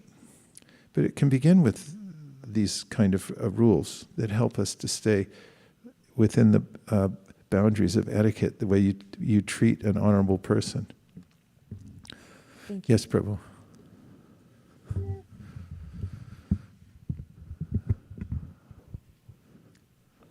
Hare Krishna, Prabhu. Hare Krishna. I have a question. So, the source of creation, like the cause is Krishna, as you said. But can we extend that logic and ask the same question? Why there's a need to have Krishna and for Krishna to have rasa and creation after that? What do you mean, a need? Why is Krishna there? Why do we need to have a creation and going back using the logic rasa? Krishna wants rasa, and that's why we have creation and all the living entities. But then asking why Krishna is there and what is the need for Krishna to have rasa? This is the question puzzles me and brings me here. These are axioms. And so in logic, if you start saying, well, why isn't the round shape square? It has no meaning. Round means round. You can't say round means square. If I say a circle is a square, then anybody in any kind of learned circle will look at you and go would you please leave? Because you're not making any sense. Maybe you took too much LSD as a child. So the idea of a circle becoming a square becoming a circle, is untenable in the realm of philosophy. In every tenable philosophy, there are axiomatic truths that such and such that prove themselves, and we take that as proof. Now, you can see within yourself, you're a part of Krishna, and you have a tendency to enjoy, do you not? Nobody can deny that. You can look at the symptoms of those who are expansions of Krishna and see that they have the same qualities, just as Krishna says. You can test it for yourself. Say, what is my purpose in life as a part and parcel of Krishna? Do you get up and pray in the morning, please let my car get wrecked today? And please let the insurance have lapsed the day before I got wrecked? And please, could my student loan be expanded more than it is now, so I can work for another 30 years without making any money, and on and on? No. We want to enjoy. We want to actually experience love and so forth, and we're parts of Krishna. We can understand intuitively also about rasa. So when we talk about the need of Krishna, Krishna exists for himself and by himself. And he's the supreme enjoyer and the supreme absolute truth. And he's the cause of all causes. This is the axiomatic truth. And to have intelligence behind, one can perceive intelligence behind all of the interactions of the elements that expand from Krishna as well. That's why we have science. For instance, all the ologies come from the concept of everything having a purpose and design. If there wasn't some formal cause, which when we talk about somebody who's creating a blueprint, that's part of the causal sequence. If we didn't have a formal cause, then you wouldn't have to study anything. All your science classes would be canceled. Because logos, which is there as mentioned in the Bible, I'm not a big Bible scholar, but in the beginning, there's the logos. The logos means there's an intelligence that is the formal cause, that creates a blueprint for everything. That's why you can study it, because there are logical ways in which the elements interact with one another. In physics, you can say, I don't know anything about physics, but if I did, I'd say something like, speed plus mass equals something else. And you come up with a formula and it works, because there's logos. There's a formal cause behind everything. You can understand that. And there's no ultimate locomotion within material nature by itself. These things have been tested in physics. If you put a train on a track and you set it out, without having a battery or somebody to keep pushing it around, eventually it's going to wind down and it's going to stop. So in the material nature also, we can trace back the laws of physics and see that they don't work independently of a prime cause, a mover who's making it all happen. There has to be somebody behind it. It's extremely logical, and there has been in history a break between science and theology. They got divorced at one point, and it was a messy divorce, and it hasn't worked out well for either. Because as Prabhupada used to say, that if you have science without religion, you just have mental speculation. And if you have religion without science, you just have sentimentality. Both have to be there. So we have both, but we have to know what are the limitations of logic also. Because ultimately, we can understand that there's a supreme by very simple means, by saying, I had a father. Did my father have a father? I never met him, but I know I had a grandfather. His nickname was Christopher Columbus because he crossed the ocean so many times. I just found that out recently. And my grandfather had a grandfather. There were so many, if you keep going back and back, then you're going to come to a father who has no origin. That's Krishna. That's the axiomatic point where we start. And it's untenable also to say the material nature is the cause of everything, because it doesn't sustain itself. The physical laws are not able to sustain their momentum without having a prime mover behind them. So there is a prime mover. And then, of course, many people will say, yeah, but why do you have to call him Krishna and he plays a flute? Don't they say that? Okay, very well and fine, but I have my own God. Has anybody told you that? I have my own religion. So Prabhupada's answer to that repeatedly was, okay, show us. Where is he? Where's your God? Show us. And it's like, well, you can't really describe him. It's like, no, don't cop out. Show us. We'll say Govinda. He plays a flute. He's in Vrindavan. He bewildered Brahma. He has pastimes. He has Srimati Radharani. We know the address. We know the details. You tell us now, where's your God? Well, it's beyond words. Like, get out of here. You're not discussing. If it's beyond words, then don't say anything. We'll talk. You listen. So when you come to describing the absolute truth, then you say, why is it so specific? It's because that may be limiting, but it's not limiting, actually. It's limiting to say that God can't have form. It's also limiting to say that God can't have variety within his personality. He has unlimited personality expressed through his various relationships with unlimited living entities. If I come in here and I start to express myself, but all I have is a very limited vocabulary, which would consist of of different pitches of grunts. A grunt means like, "Arr." So you ask me a question. Arr. Another question. Arr. So this has less variety than if you ask me the question. What was the question again? My name is Vaisesika Dasa. Now I'm using more variety, more detail. It's become more unlimited. If I come in here to play the violin and I just go screech, scrunch, and that's all I can play, then it's limited.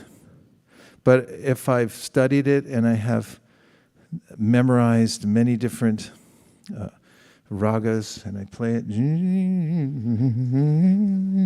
then it starts to expand and become more unlimited. So in Krishna's rasa, there are every gopi, every one of his expansions as a gopi has a raga. All the ragas that we hear from our very own Govinda, because he publishes them all on the internet now. You've probably noticed that. Every one of them comes, the ragas, original ragas, come from a gopi who is expressing herself to Krishna in a particular way through music. And how many gopis are there? Unlimited. Trillions. Beyond that. So the variety doesn't limit God. One's idea that God's an amorphous energy or homogeneously one is limiting. But as you become more detailed, more specific, Vishesha, the more unlimited the entity becomes, the more unlimited this situation becomes. The more expert the musician, the more the variety becomes available. And the more variety is there, that's an indication of intelligence and expansion. So that's God's a person who exists for himself, by himself, for himself, and his purpose is rasa, to enjoy loving relationships with his devotees. Is that helpful? Yes, thank you, Prabhu. Okay, thank you very much. Okay, let's see if there's any more questions or comments. Yes, Gita Priya.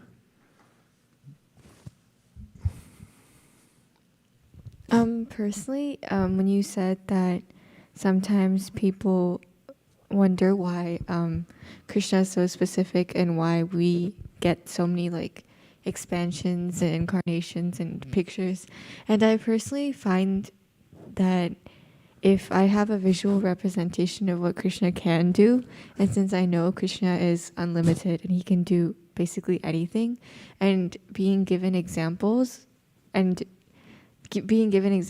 because I would have never imagined Krishna turning into a horse or like a boar or like anything like that. But like being given examples just shows how much Krishna can do, and I can't even fathom what more he can do. So I find it personally very comforting and kind of cool that Krishna can do so much. Nice, nice. Yes, getting the information about Krishna is part of understanding the tattva and discussing the ways that Krishna is unlimited. And then there's an aspect of Krishna that's achintya, because his energies are so unlimited that we can't fathom them. And if we could, he wouldn't be God, because God means unlimited. Advaitam achyutam anadim ananta rupam. He's ananta. But if there's some way that I can circumscribe God and describe him in a formula, then he's not God, because he's not unlimited. Yes. Hare Krishna Maharaj. I have a question. In the beginning of lecture, you mentioned some people just come out of because they know to come to temple, and they don't know why they are doing what they are doing. And when I think, I'm chanting, I'm coming to temple, I'm doing service, and I'm rejecting some stuff which is not favorable to bhakti. But I don't have purpose. I'm doing it, but I don't know why. And so how to find out the truth and the reason why I'm doing it? Just read Prabhupada's books. You can read Chaitanya Charitamrita, Bhagavad Gita, Srimad Bhagavatam, and Nectar Devotion. And if you get a PhD in those 4 books, then you'll know why you're doing it. Because it's explained all in there. But there's no dearth. Can you look up the word, please? Of philosophy. There is a science behind it, and we're meant to discuss it. Siddhanta bolaya chitanakara alash, iha hoite Krishna lagi sudrid manosh, means that we won't have a strong mind until we discuss thoroughly threadbare these points about Krishna and why we're doing these things. So it's ongoing. That's why every day we have class. It's not that once a year or something like that. But every day, at least once a day. Better all day long, or at least 5 hours a day to have classes. In fact, when I joined the Hare Krishna movement, we had 5 classes a day, especially in the Bhakti program. It was meted out throughout the day. We'd go in Harinam and we'd stop, sit in the park. It was, okay, time for Krishna book. And we'd have that class. And then time for Nectar Devotion. Now Bhagavad Gita, Bhagavatam in the morning, TLC and the other times. So we have to hear and discuss these points. Of course, those who come to the temple and they bow down before Krishna are great souls. Krishna talks about this in the Bhagavad Gita. Chaturvidha bhajante mam jana sukritino arjuna arto jignasa artarti jnani cha bharatarshava tesham jnani nitya yukta eka bhaktir vishishyate priyohi jnani no tyartam aham sacha mama priyaha udarak sarave vaite jnani tvatvaya mame batam asita sahiyuktatma. He says that there's 4 kinds of people that come to him. They want money. They want to get relief from distress. They're inquisitive, and some already have knowledge of the absolute truth. And he says all of these people are great souls. They're pious souls. It has sukriti. Otherwise they wouldn't come to Krishna. And he said, of all of them, the best is the one who knows the absolute truth and is giving his or her heart out of love. Udarak sarava evaite. Jnani tvatvaya mamatam. So we have to become wise, and we have to know the Siddhanta by reading and hearing in the association of devotees why we're worshiping Krishna. And there's a way in which, by worshiping Krishna in the association of devotees, we gain a natural impetus. It, as the old idiom says, rubs off on us. There's a way that Rupa Goswami describes in the Nectar Devotion that from the hearts of those whose bhajan or worship of Krishna is very deep, there are like a moon rays that are coming out. And so when one gets touched by the moon rays, something that you look and you go, you swoon. It's like, oh, I feel something. The moon is for love. You don't find so much people writing poetry about the sun. It's like, oh, the moon, and it rose, and and so from the moon rays that come from the hearts of pure devotees, then we also become affected, and we feel the purpose. It kind of becomes naturally manifest, and even when we don't know exactly everything about what we're doing, by continuing it, then as Krishna or as Sutta Goswami says in the Bhagavatam, 1st canto, 2nd chapter, Vasudeve Bhagavati Bhakti Yoga Prayojita Janaya Yashuvairagyam Yanam Chaya Haitukam. We naturally become filled up with knowledge and a sense of perspective of the world through which we back off from all kinds of bad things because we know there's something better. We get a taste. Hope that helped. Okay, we'll take 1 or 2 more. Yes, Prabhu? 1, 2. Oh, you just have your pencil up, sorry. Hare Krishna Prabhu. I really like the point which you mentioned. actually, I was thinking that how important is this point that Mahajano Yena Gatasa Pantha. You mentioned that you have to hear the version of absolute truth from the absolute truth himself, and how will you otherwise understand? Where can the logic take you? So I was thinking that, even in the scriptures we see that many times, for example, in Bhagavad Gita, Arjuna says that, now I understood it, Asita Devala Vyasa has understood it. And then in the morning you quoted this verse, Etan hi nirvidyamananam ichhitam akuto bhayam, yoginam nripanirnitam. So we follow the path of those who have already done it. And there are so many other verses in which, it's mentioned. So how important it is to follow this path. So that's an excellent point. Thank you for bringing it back up.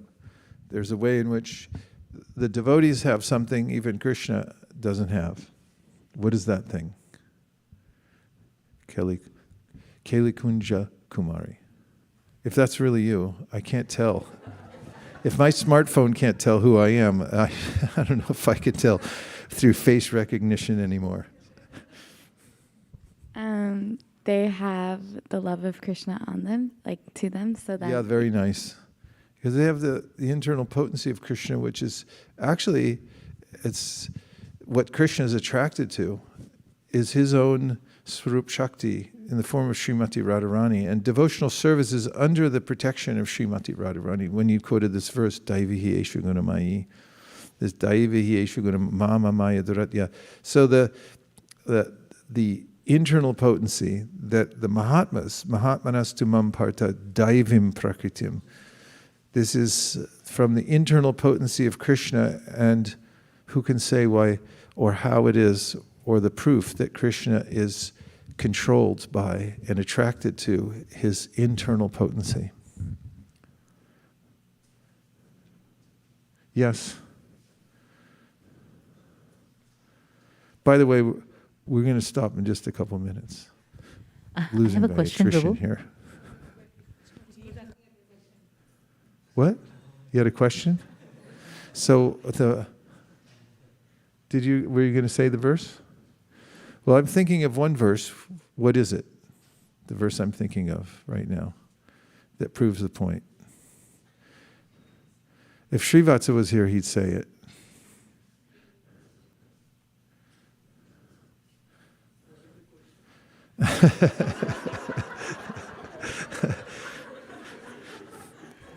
The question is, could you please, pretty please, give me a Sanskrit verse, preferably from the Bhagavatam, so that's what I'm thinking of, that proves how it is that Krishna's internal potency is attractive to him. Not only is attractive to him, but he can be conquered by that internal potency. Yes, Prabhu. Yes.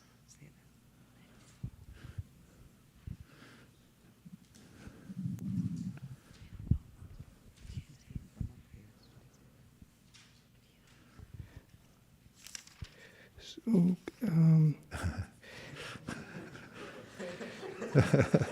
Krishna says to Uddhava in 11th canto, Na sadhyati mam yogo, na sankhyam dharma uddhava, na swadhyayas tapastyago yatha bhaktir mamorchita. So he says that, my dear Uddhava, the unalloyed devotional service rendered to me by my devotees brings me under their control. I cannot be thus controlled by those engaged in mystic yoga, Sankhya philosophy, pious work, Vedic study, austerity, or renunciation.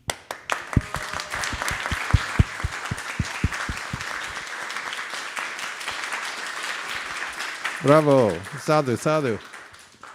But if anybody knows more, please say more. One more verse. I'll give you a clue. It's Hare Krishna. Yes, please go ahead. Hare Krishna, Guru Maharaj. Is that Vaikuntha Naika? This is Subir Madhava Das. Oh, Hare Krishna, Prabhu. Please go ahead. I Mayapur, just remember the from couple Mayapur. Hare Krishna. I just remember a couple of words in the verse, but maybe you can correct me. It ends with Ajito Jita, meaning the unconquerable becomes conquerable. By Krishna's, That's correct. That's what I was thinking. That's why I said Srivatsa would have said it, because he quotes that verse a lot. So how does the verse start? Jnane prayasa mudapasya namante eva jivanti sanmukaditam bhavadiya vartam stane stita shutikatam tanavan manobir ye prayaso jita jito pyasi trilokyam. Krishna's name is Ajita. It means nobody can conquer him. But this verse says Krishna's Jita. He's conquered by somebody who hears about him from the Srimad Bhagavatam, worships the Bhagavatam, and then develops this love for Krishna. And because of that, he's able to conquer Krishna. As is mentioned in the Bhagavatam, also by Karabhajana Muni, he describes Krishna's pastimes in one verse where he says, Tyaktva sadusya jasa repsita raja lakshmim dharmishta arya vachasa yadagararanyam mayam ragam dayita yipsitam anvadavad vande mahapurushate charanadavindam. So this is about Krishna, Ramachandra, and Lord Chaitanya. But he says that Krishna becomes like a toy doll in the hands of the residents of Vrindavan. So when the residents decide they have to move because, Putana showed up, then Trinavarta, Shakatashura, not in that order, but they came and Krishna killed them all. They thought, this is a really dangerous place, let's move to Gokula. How did they go? What was their transportation? Uber? Huh? Bullock carts, yeah. And what did they do with the carts when they got there? There was no houses, no housing project there. They put it in a semicircle. And what did they carry with them, the men who were protecting the wagons on the way? What weapon? Bow and arrows. So anyway, they got there to Gokula. Why did I say that? I got distracted by the bows and arrows. What was I about to say? Oh yes, on the way there it's described how the elderly gopis were so enchanted with Krishna that were singing his glories and clapping and having he and Balaram dance. They say, if you dance a little more, we'll give you half a sweetmeat. So here's the Supreme Absolute Truth, the one who creates all the heaven and earth, everything manifests from him. And they're like, you want another sweet? We'll give you half if you dance. And Krishna's like, Hare Krishna. Because he loves the residents of Vrindavan so much. And he never sleeps. In Vrindavan, it looks like he sleeps, but his mother puts him to bed and he sneaks out the window. If you've ever done that as a kid, Krishna does it every night. Because he can't stay away from his devotees. He loves them so much. So he's constantly engaged in rasa with his devotees 24 hours a day. And he's controlled by the love of his devotees. Ajita becomes Jita. Okay, so that brings us to the conclusion, which is that we're performing the Janmashtami, which is in a very important part. It's mentioned in the 64 angas of bhakti, in the Bhakti Rasamrita Sindhu. One of them is celebrating festivals like Janmashtami. So everything that we're all doing here, going out of our way to clean the temple, to decorate everything, as all of you are doing, it's amazing what you're doing to transform. And putting on a huge festival all day long, fasting, just chanting, no other concern. This is the way to celebrate the Janmashtami, and it's one of the angas of bhakti. So feel free to give your whole heart and soul to the process of worshipping Krishna on Janmashtami on his birthday, because it's a direct bhakti process. And we're not doing it mindlessly either, are we? Because we completely understand now, through the philosophy given to us by Chaitanya Mahaprabhu, through the parampara, why it is that we worship Krishna. Aham Sarvasya Prabhavo Matak Sarvam Pravartate Iti Matva Bhajante Imam Buddha Bhava Samanvita. Hare Krishna. So, were there any last questions online? Because I didn't want to leave those out in case there were. Just checking? Nothing. Okay. So now we're going to take a 3-minute break, and we'll come back and have the Guru Puja for Srila Prabhupada. Vanchakalpadurvishcha kripasindabe vachapatitanam bhavanibhyo vaishnavebhyo namo namaha nantakoti vaishnavaniki jai gaur premanande haribol. His Grace Vaisesika Prabhu ki jai. Srila Prabhupada ki jai. Gaur Jai. Bhaktivinoda ki jai. Jai.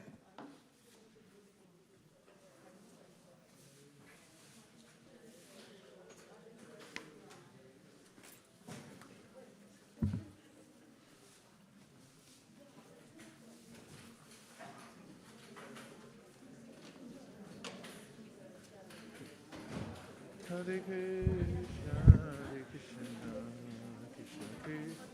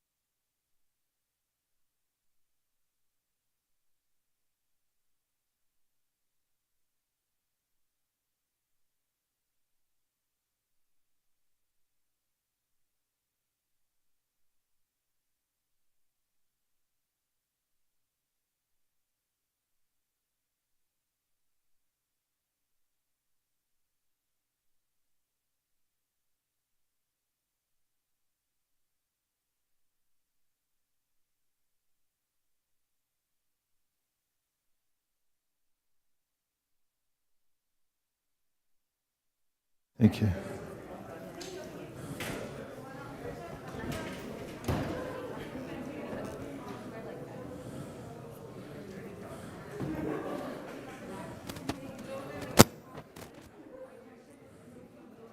Hare Krishna.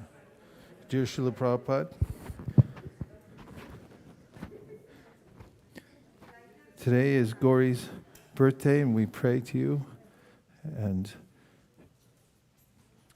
Shri Shri Panchatattva, Sriman Mahaprabhu, Shri Shri Radha Manan Mohan, and Shri Shri Lakshmi Nrsingadev for her protection always.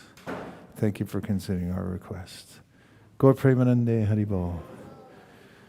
Nama Shreshtam Manamapi Shachiputramatra Sarupam Shirupam Tasya Grajam Uripiryam Matarim Krishnava Radha Kundam Girivadamaho Radhika Ravasham Do Yasya Pratita Kripaya Shigurundan Natosmi He Guru Gyanadadina Bando Swanandadat Karunaika Sindhu Nasina Hitavata Prasida Radha Pranaya Prachara He Dinabandho Karunaika Sindhu Kuru Prasadam Vai Mandamudhe Laksha Paradhe Bahupapagade Tatpada Padme Krishna Krishna.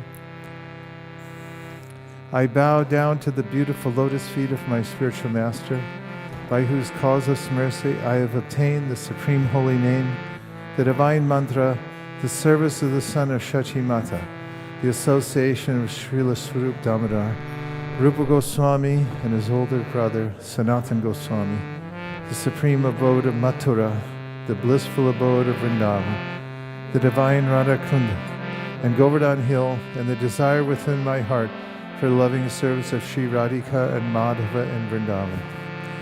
O spiritual master, O giver of divine wisdom, O friend of the fallen, you are the giver of your own bliss and are the only ocean of mercy. Although dwelling in Vrindavan, you have descended for the welfare of fallen souls like myself, you are preaching the divine love of Radha for Krishna. Please be kind upon me. O friend of the lowly, O Gurudev, you are the only ocean of mercy. I am a dull fool and have committed hundreds of thousands of offenses. I have fallen into a dense myriad of sins. Therefore grace me with your mercy, so that my mind may be fixed on your lotus feet and on Sri Krishna. The lotus feet of our spiritual master are the only way by which we can attain pure devotional service. I bow to his lotus feet with great awe and reverence. By his grace one can cross the ocean of material suffering and attain the mercy of Krishna. Our only wish is to have our consciousness purified by the words emanating from his lotus mouth. Attachment to his lotus feet is the perfection that fulfills all desires. He opens our darkened eyes and fills our hearts with transcendental knowledge. He is our Lord, birth after birth. From him ecstatic prema emanates. By him interest is destroyed. Vedic scriptures sing of his character. Our spiritual master is the ocean of mercy, friend of the poor, and the Lord and master of the devotees. O Master, be merciful unto us. Give us the shade of your lotus feet. Fame is spread all over the world. Shri Guru Charana Padma Kevala Bhaktahati Sadma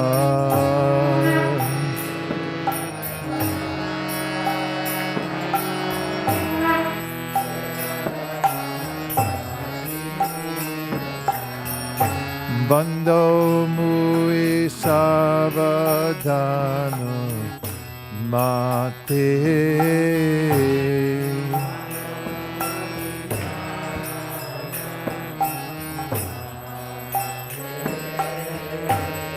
Bando Mui Savadano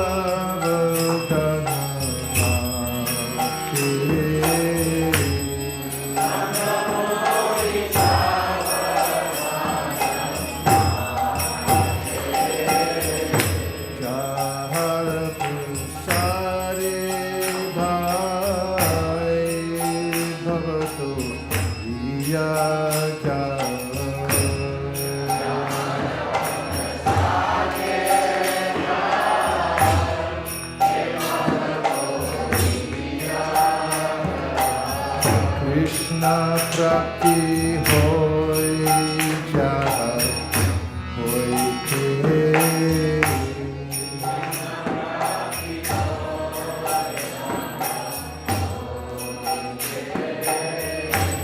Krishna prapti hoy jai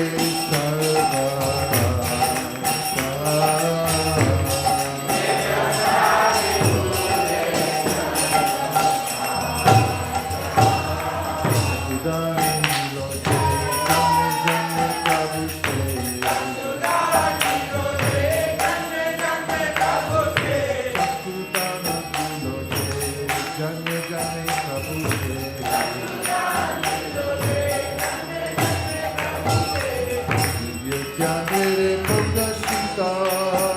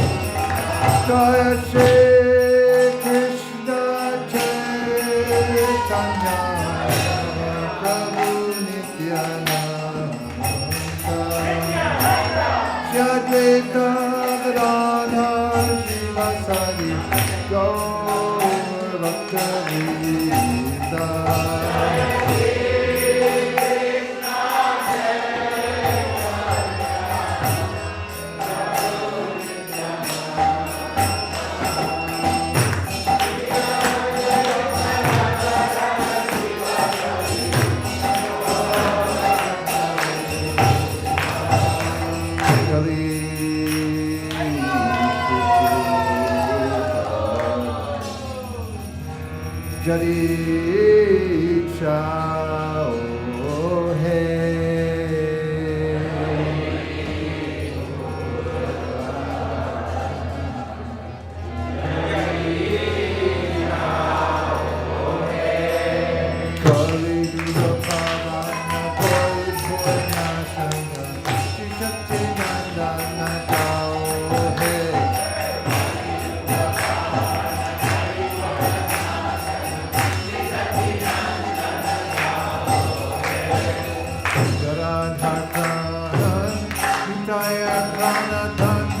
Advaita Prapujita Gaura Madana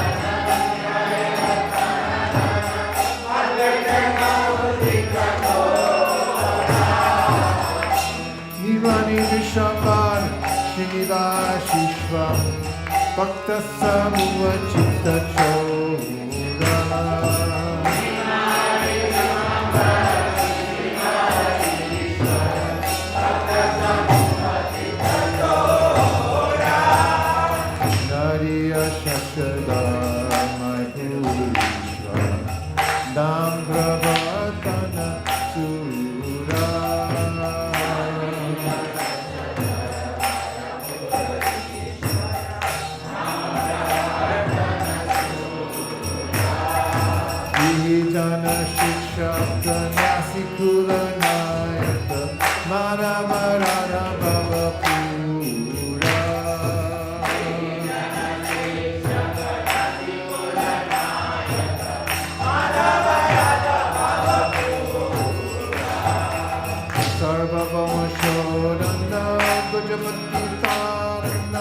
Ramananda Poshana Veda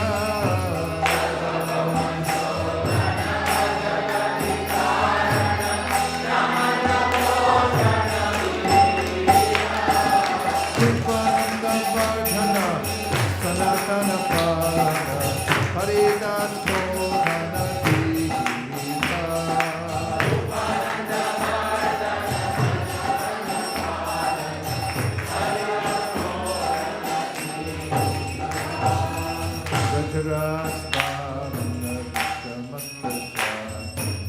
Kapati Vikhatana Kama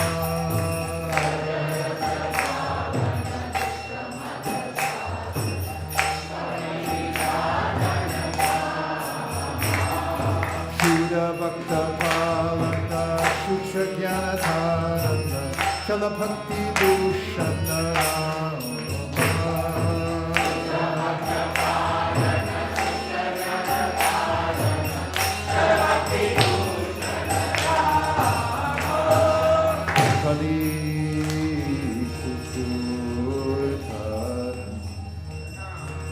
Jari chao hai. Bengali. Bengali in the house?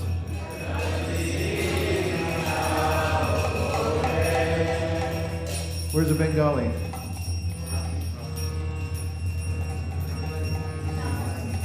No Bengalis.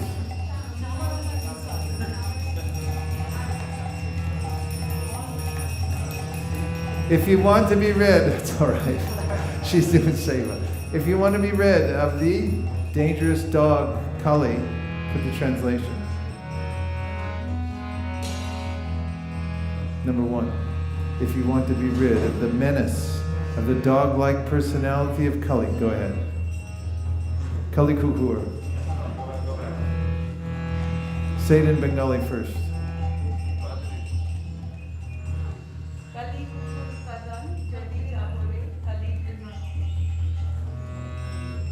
कली कुकुर कदन ज्योति चाहो हे कली जुग पावन कली भय नाशन श्री सच्चिनंदन गाओ हे. So Kadan basically means cry. So if you want to make the personality of Kali cry and go away and we get rid of him, Haribo! then just sing the name of Sri Sachinandana, who is he's the most auspicious, and he will he'll save you from all kinds of fears, and he will purify, he's the most auspicious Lord. Kali Yuga Pavana Kali Vayanashana Shri Satyanandana Tao Hey Kali Yuga Pavana Kali Vayanashana Shri Satyanandana Tao Hey Hari Haraya Namma Krishnaya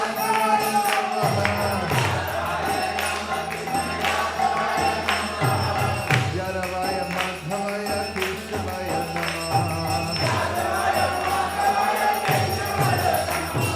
Gopal Govinda Ram Siman Siddhan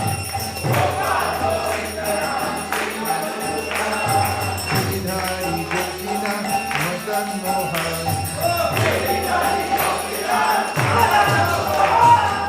Chaitanya Nityananda Sri Advaita Sita Hari Guru Vaishnava Bhagavata Gita Shri Rup Shri Nathan Bhaktarakudan Shri Jiva Gopal Chandra Das Raduna Echai Gosai Kori Charana Madan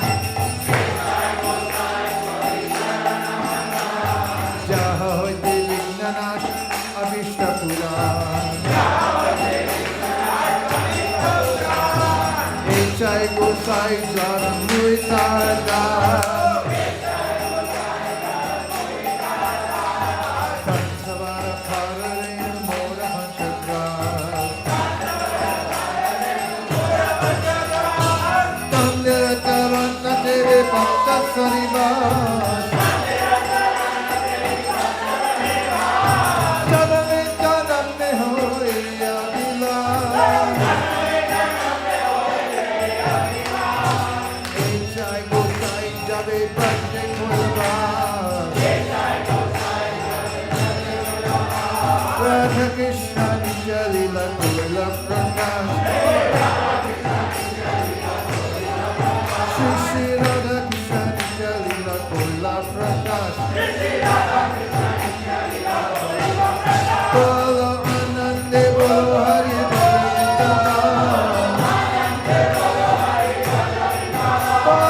Anande Bolo Hari Bolo Shri Guru Vaishnava Pade Madhurya Shri Guru Vaishnava Pade Chanda Kore Hari Nam Sankirtan Kohe Madhu Samudan Hare Krishna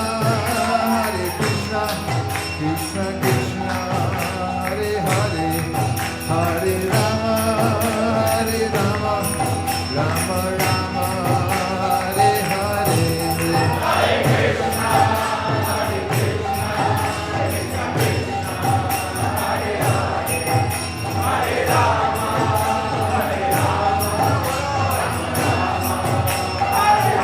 Hare Krishna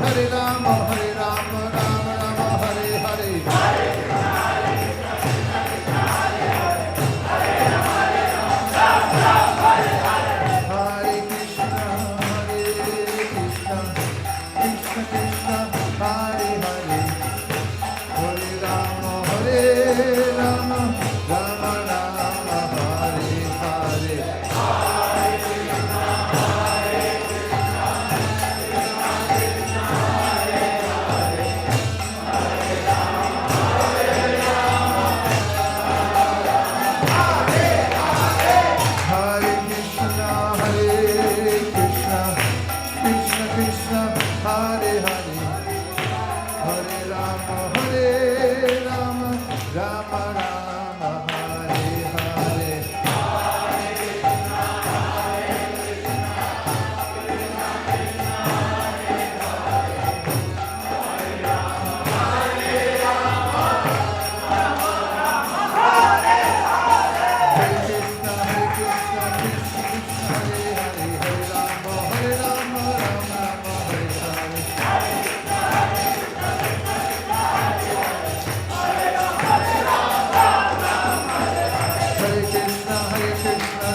Krishna Hare Hare, Hare Rama, Hare Rama, Rama Rama, Hare Hare.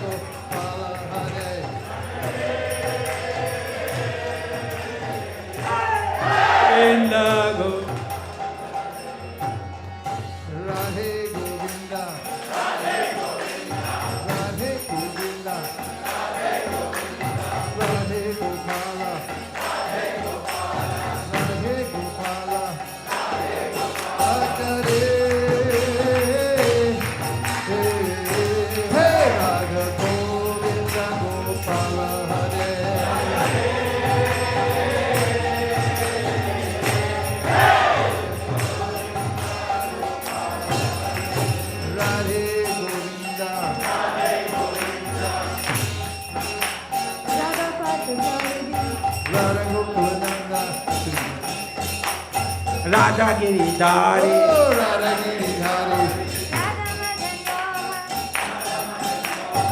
Radha Golokananda, Radha Gokulnanda, Rukmini Dwarkadesh, Rukmini Dwarkadesh, Radha Shyam Sundar, Radha Shyama Sundar, Radha Madhav, Radha Banka Bihari, Bihari,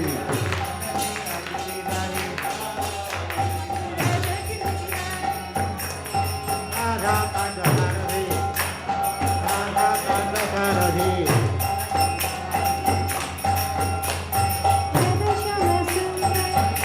Shama Sundar, Radha Landanishwara, Radha Ramana, Radha Kanta, Radha Kanda, Radha Gokulananda, Radha Gokulnanda, Radha Vrindavan Chandra, Radha Vrindavan Chandra, Radha Giridhari, Radha Giridhari, Radha Ramana, Radha Ramana, Radha Madhava, Radha Madhava,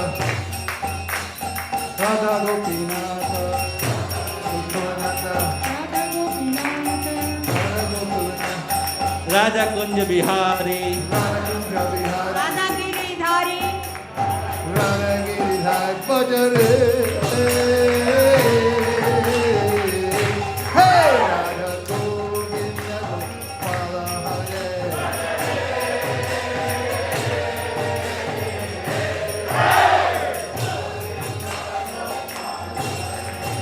I say Shri Bhagavana Kone Parambara Pramame.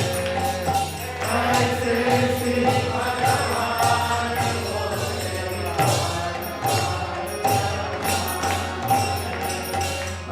से श्री ज्ञान श्याम को मेरे बारंबार प्रणाम है।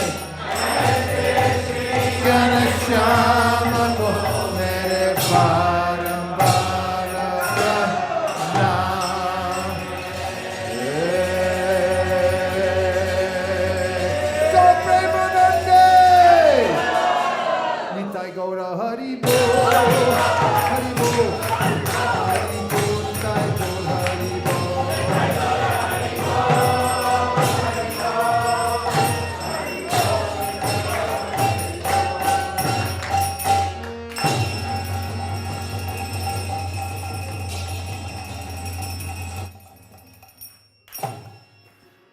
Jayom Vishnupad Paramahamsa Vrivrajikacharya Stotarasdashi Shimad Abhay Charanad Avinda Bhaktivedanta Swami Maharaj Srila Prabhupada Ki Jai. Jayom Vishnupad Paramahamsa Vrivrajikacharya Stotarasdashi Shimad Srila Bhaktisiddhanta Saraswati Goswami Maharaj Ki Jai. Ananta Koti Vaishnavini Ki Jai. Namacharya Srila Haridas Thakur Ki Jai. Prem se kaho Shri Krishna Chaitanya Prabhu Nityananda Sri Advaita Gadadhara Shivasari Gaur Bhaktivinoda Ki Jai. Shri Shri Radha Krishna Gokobina Shyamakund Radhakund Giri Govardhan Ki Jai. Shri Vrindavan Dham Ki Jai. Shri Mayapur Navadip Dham Ki Jai. Shri Jagannath Puri Dham Ki Jai. Tulsi Devi Bhakti Devi Ki Jai. Jamuna Devi Ganga Devi Ki Jai. Sambheda Bhaktivinoda Ki Jai. All glories to the assembled devotees. All glories to the assembled devotees. All glories to the assembled devotees. Gaur Premanande Hari Hari Bo.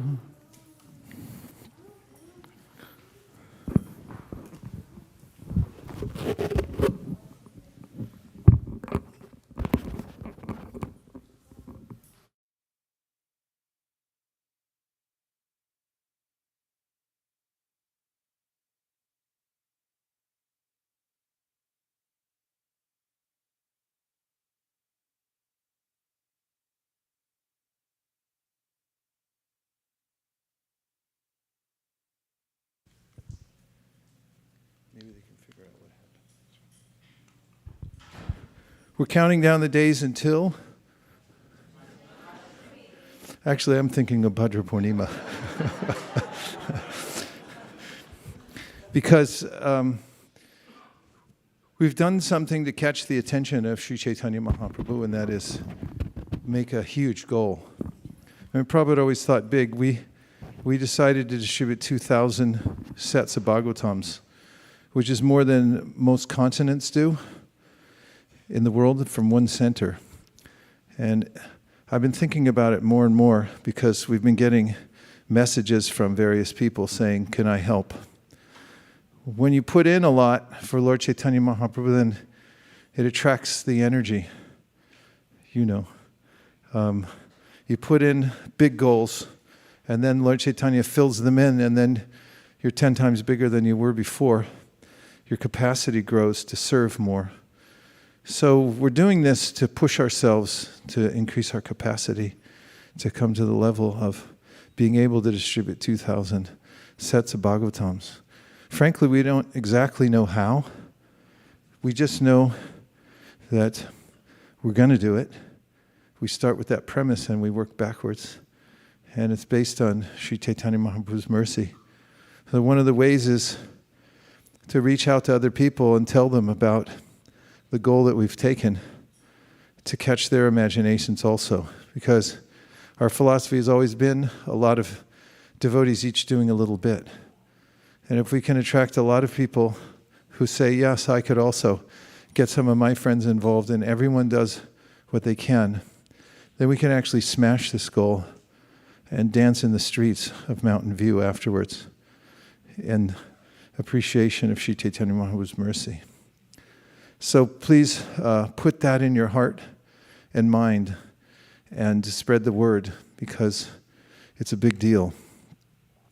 We're also counting down the minutes until Janmashtami. In fact, we're already in the Janmashtami mode, decorating the temple, cleaning, chanting together and getting ready to celebrate the birth of Krishna in this world.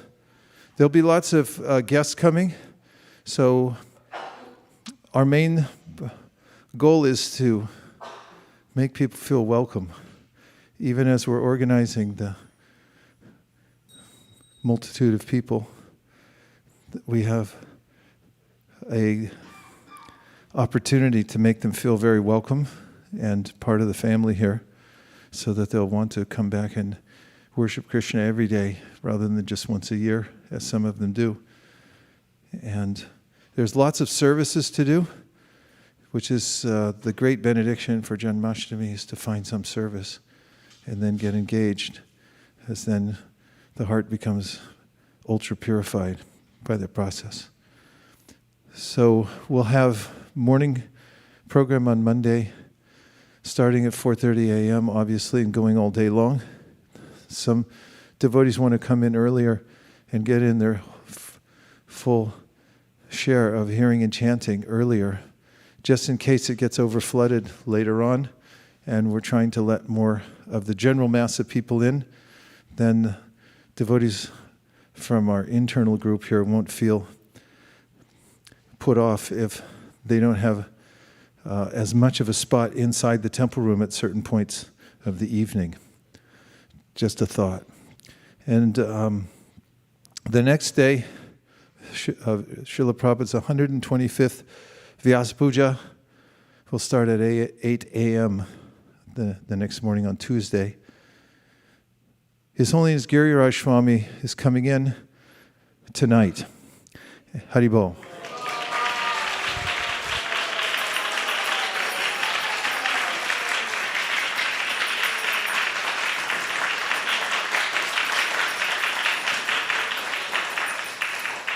I wanted you to know that there were a lot of other places that asked him. Of course, we were first because we thought of it early on. But a lot of people had compelling offers, like a big celebration in Los Angeles going on this weekend.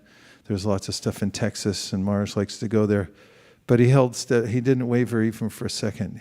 Wasn't even a consideration. He's coming here out of his love for all the devotees here at ISV. He'll be giving class tomorrow here at the temple room, tomorrow morning. Bhagavatam class is when our program is on Sunday tomorrow. And then after that, there'll be plenty of time to decorate the temple and get ready for the next day's celebrations. Prabhupada's appearance days is 125th, so it's something big that's happening all over ISKCON.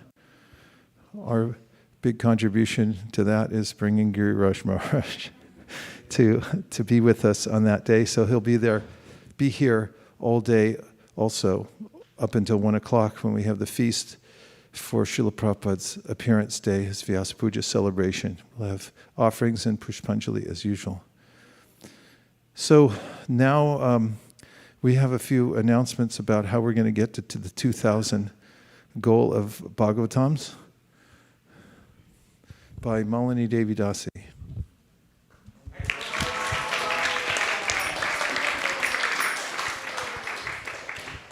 Hare Krishna Prabhu.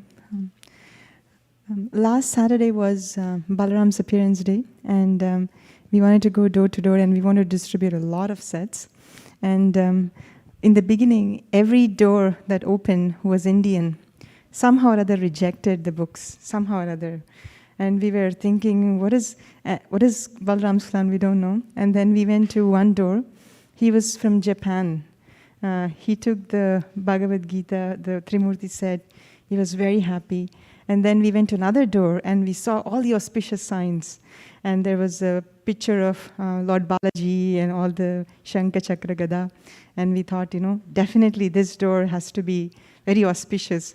And the lady opened the door and said, my husband is very spiritual, and he would love to see your books. And that person came out, and then he was from a Brahmana family from Tamil Nadu. And when he came, it was contrast. He said, I'm all set. I don't need your books. And we were thinking, what is Krishna's plan? We don't know. And then we went around. And we knocked the door, and some African American opened the door, and this lady was from Kenya. And we showed her the Trimurti set, and she said, "Oh, Bhagavad Gita! I love Bhagavad Gita." And then and she started telling, "I know that elephant god. I heard about Vedas. I heard about Mahabharata." And then immediately Achyuta Kumar Prabhu said, "Oh, do you know Bhagavatam?" And she says, "I don't know Bhagavatam." And then he said, "This is the Bhagavatam, the whole set. It has all these books and everything." And she said, "I'll take it."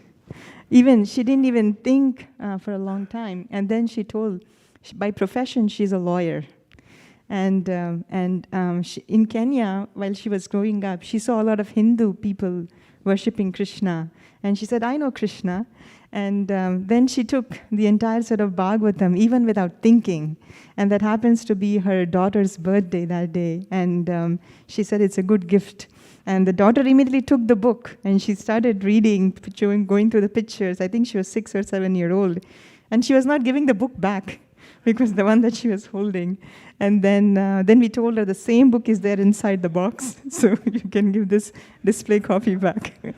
and then she gave the book back to us. And it was so blissful. And again, we went to another house towards the end, and then that person said that instead of me running, he was an Indian, instead of me running behind the money, behind making all these promotions and everything, I should have spent my time reading Srimad Bhagavatam. And it was so encouraging when we saw that. Initially it was purification, but Balaram had a plan that we give it to a person from Kenya. So the Bhagavatam is appreciated by everybody, not just Indians. So if you just have to try and make them available, and maybe they will take it faster than what we think.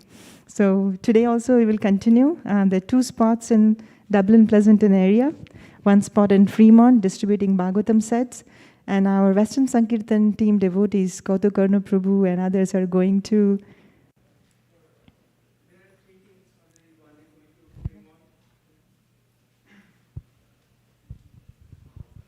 Hare Krishna. So Jayakanai Prabhu is going to Fremont with Govind Prabhu, and then I am going to Santa Cruz with Vaishnu Toshni Prabhu, and Anand Kishore Prabhu is going to Sunnyvale Farmer Market. These 3 teams. And there's one more team, in Palace of Fine Arts, SF, Akshay Prabhu and Vamshi Mohan Prabhu.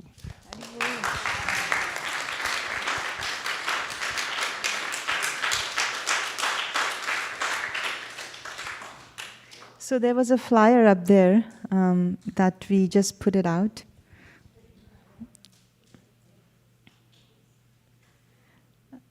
This is actually a program launched by the global marketing communication team headed by His Grace Vaisesika Prabhu. This is the Shraddha program, wherein you can donate a Srimad Bhagavatam set on behalf of your loved ones as an offering of dan during the Shraddha.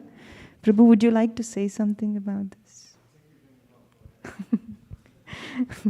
I was actually speaking to one of the experts. The day after Bhadra Purnima, the 21st, it starts the Pitru Paksha. There is the 15 days where everybody can offer their Shraddha to their forefathers.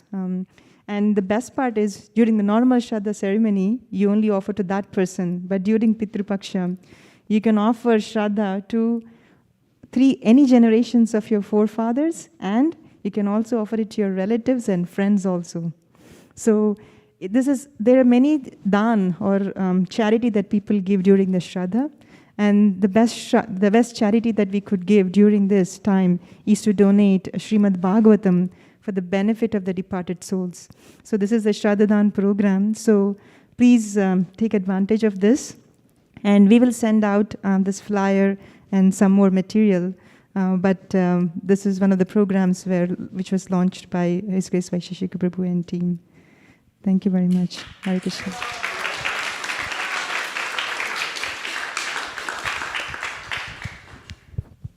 We also have opened up the channels between America and India. We call it NIFTA, fashioned after NAFTA, only with an I. And it means that we have a completely legal open channel. We did a lot of work and research, and now if you want to sponsor sets in India, it's easily available. As one of the other programs that we've established is Gram Vidya Dan. Gram Vidya Dan means that we will be placing sets of Bhagavatams in the villages of India. There are approximately 800,000 small villages in India. We experimented last year. We placed over 100 sets. And we found miraculously that the people rally around the Bhagavatam. It fortifies them spiritually, philosophically, and becomes the nucleus of their little village. Unfortunately, a lot of villages are being overrun by various other competing voices, people building other kinds of institutions there that take people away from their original Vedic culture. And one of the ways that we can do something about it is to place Bhagavatam sets in these villages. Our goals now are substantially ramped up for this year. But this is another place where you can inspire people here towards our 2,000 sets, to sponsor sets in India through the Gram Vidya Dan. So please, these two programs give great impetus to reach out to new people and people who already have sets of Bhagavatams to say that now you can also do these things, to place them in villages and also give them as dan for your ancestors. Hare Krishna.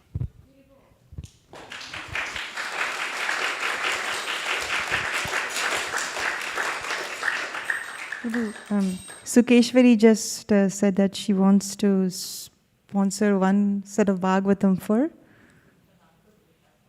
for her uncle who just passed away.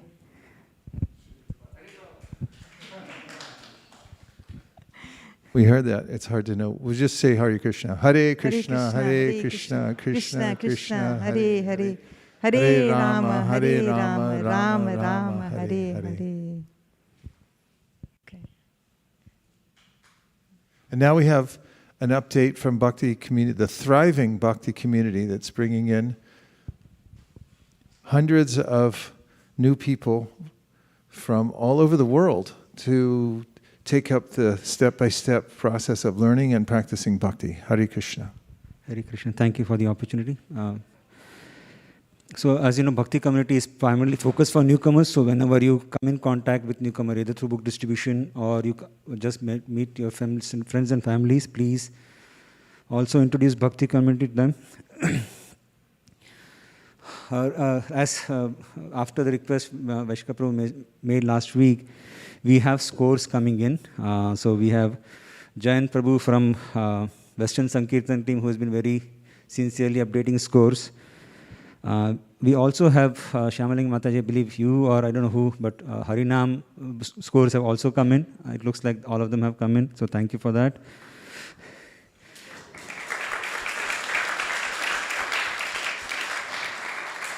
We have two more scores, one from Silicon Valley, other one from Weekend Warriors. I believe it's Sri Gopal Prabhu and Achyut Kumar Prabhu. I think they have entered the score, so thank you.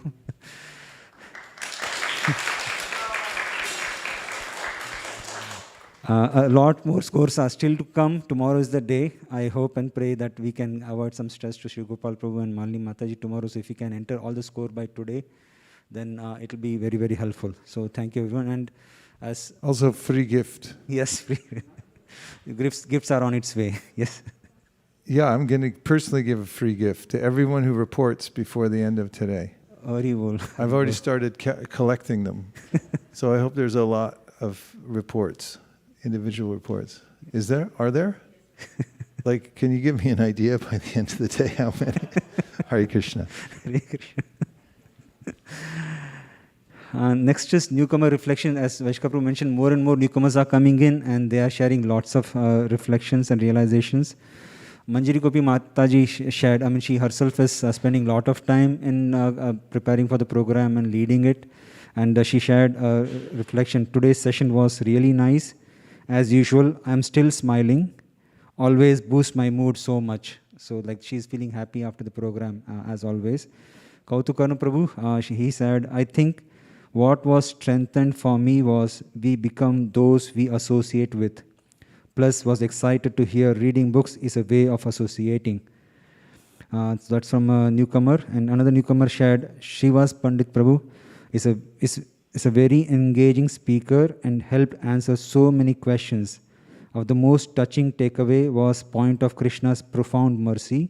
He shared a verse from Srimad Bhagavatam that stated, even someone who jokingly mentions Krishna's name shall receive his mercy. So thank you, Shivas Pandit Prabhu and Kautukarna Prabhu.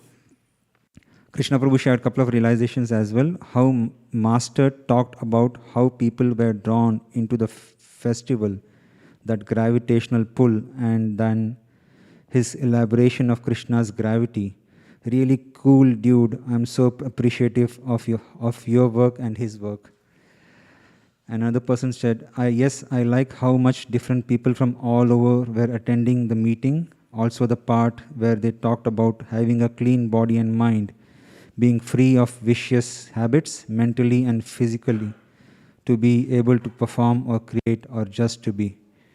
So those are some of the reflections. I think Sukeshi Mataji also had a reflection from one of our newcomers. She helped bring to Bhakti community. Please share.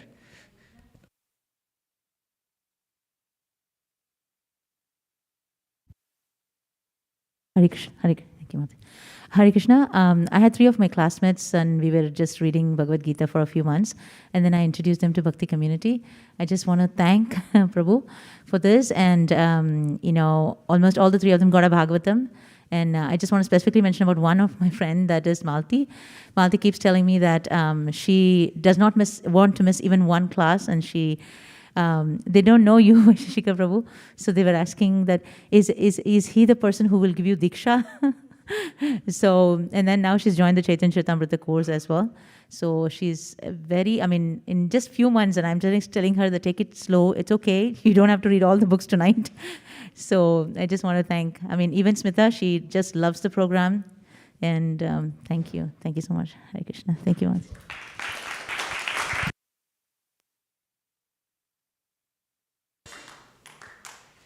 Next, Bhakti Circle has been very, very popular. Those who come in, even Sukeshi Mataji was mentioning, Malti Mataji was asking her to come to Bhakti Circle as well, because it's discussion based and so much of discussion happens that she also enjoyed it. So we have the next session coming up, Different Path, One Supreme, on session 13, Thursday, September 2. So please take advantage of this program. And Dandavats to all the leaders who have been so patiently helping all the newcomers come in, answer the question and guide, which they are so much happily taking away. So please thank them with a round of applause.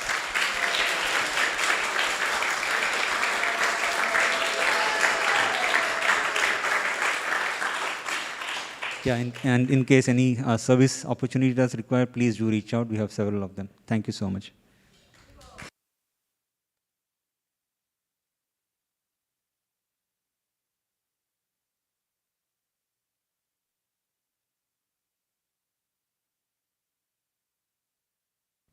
Hare Krishna.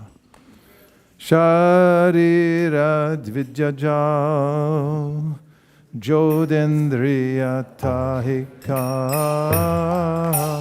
jive pile vishaya shagare dharma didi bayati lobo moisu dumati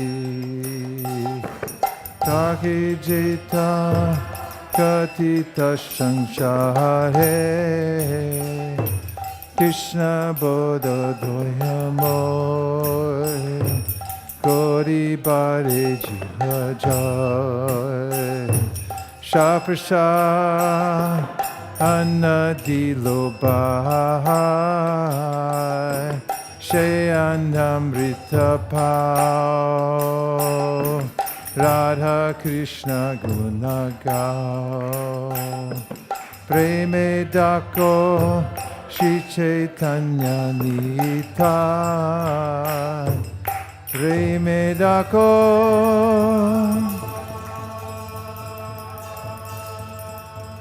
Shri Chaitanya Nita.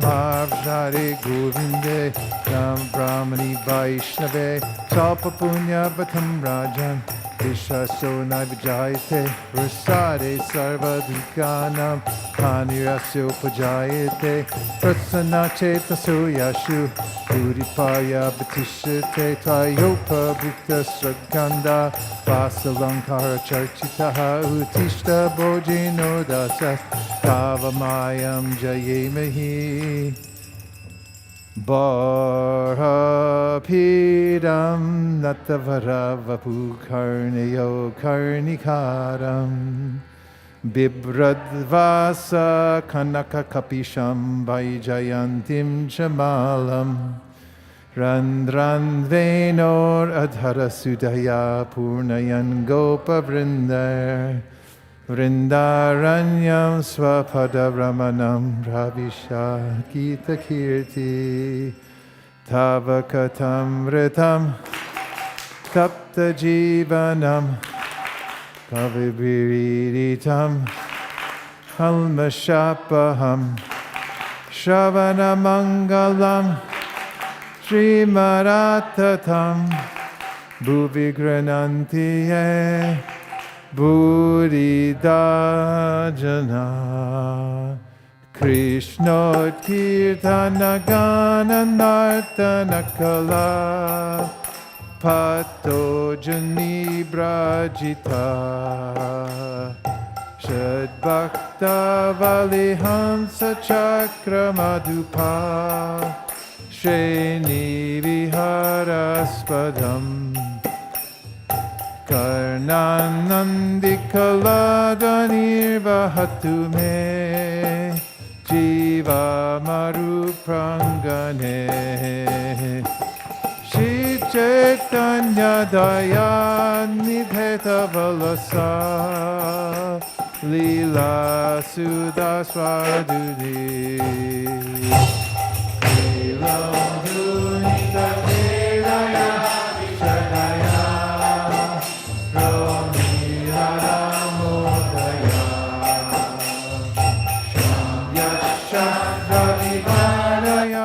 Sadaya Chita Pito Madaya Shashvad Bhakti Vinodaya Samadaya Madhurya Maya Daya Shri Chaitanya Yanidheta Vadaya Uyaramando Daya Yako Marharasa Eva Hivaras Ta Eva Chaitra Shapas Te Konilita Malati Surabaya Prodha Kadamba Nalha Sachaivasmita Tapitatra Surata Vyaparalila Vida Reva Roda Siveta Sitarutale Cheta Samurkantate Shri Vishnu Shavane Parikshira Bhavad Vaisesika Kirtane Pralada Smarane Tarangri Bhajane Lakshmi Prithu Pujane Akrurastra Vibandane Kapipatir Dasyeta Shakyarjuna Sarvaswatmani Vedani Balirhapu Krishna Ptiresham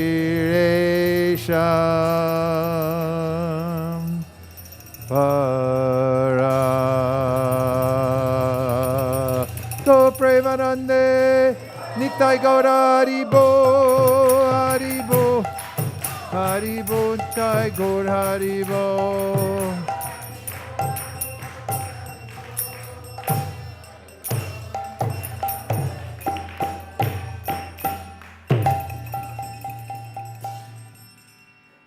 Were you supposed to announce the cooks?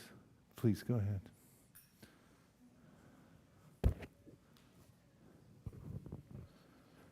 Here, I have a mic.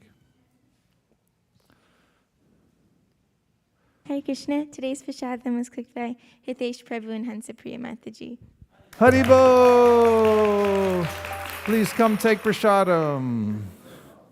Vanjagopadrubhascha kripasindhibhevacha patitanam bhavanibhyo vaishnavebhyo namo namaha.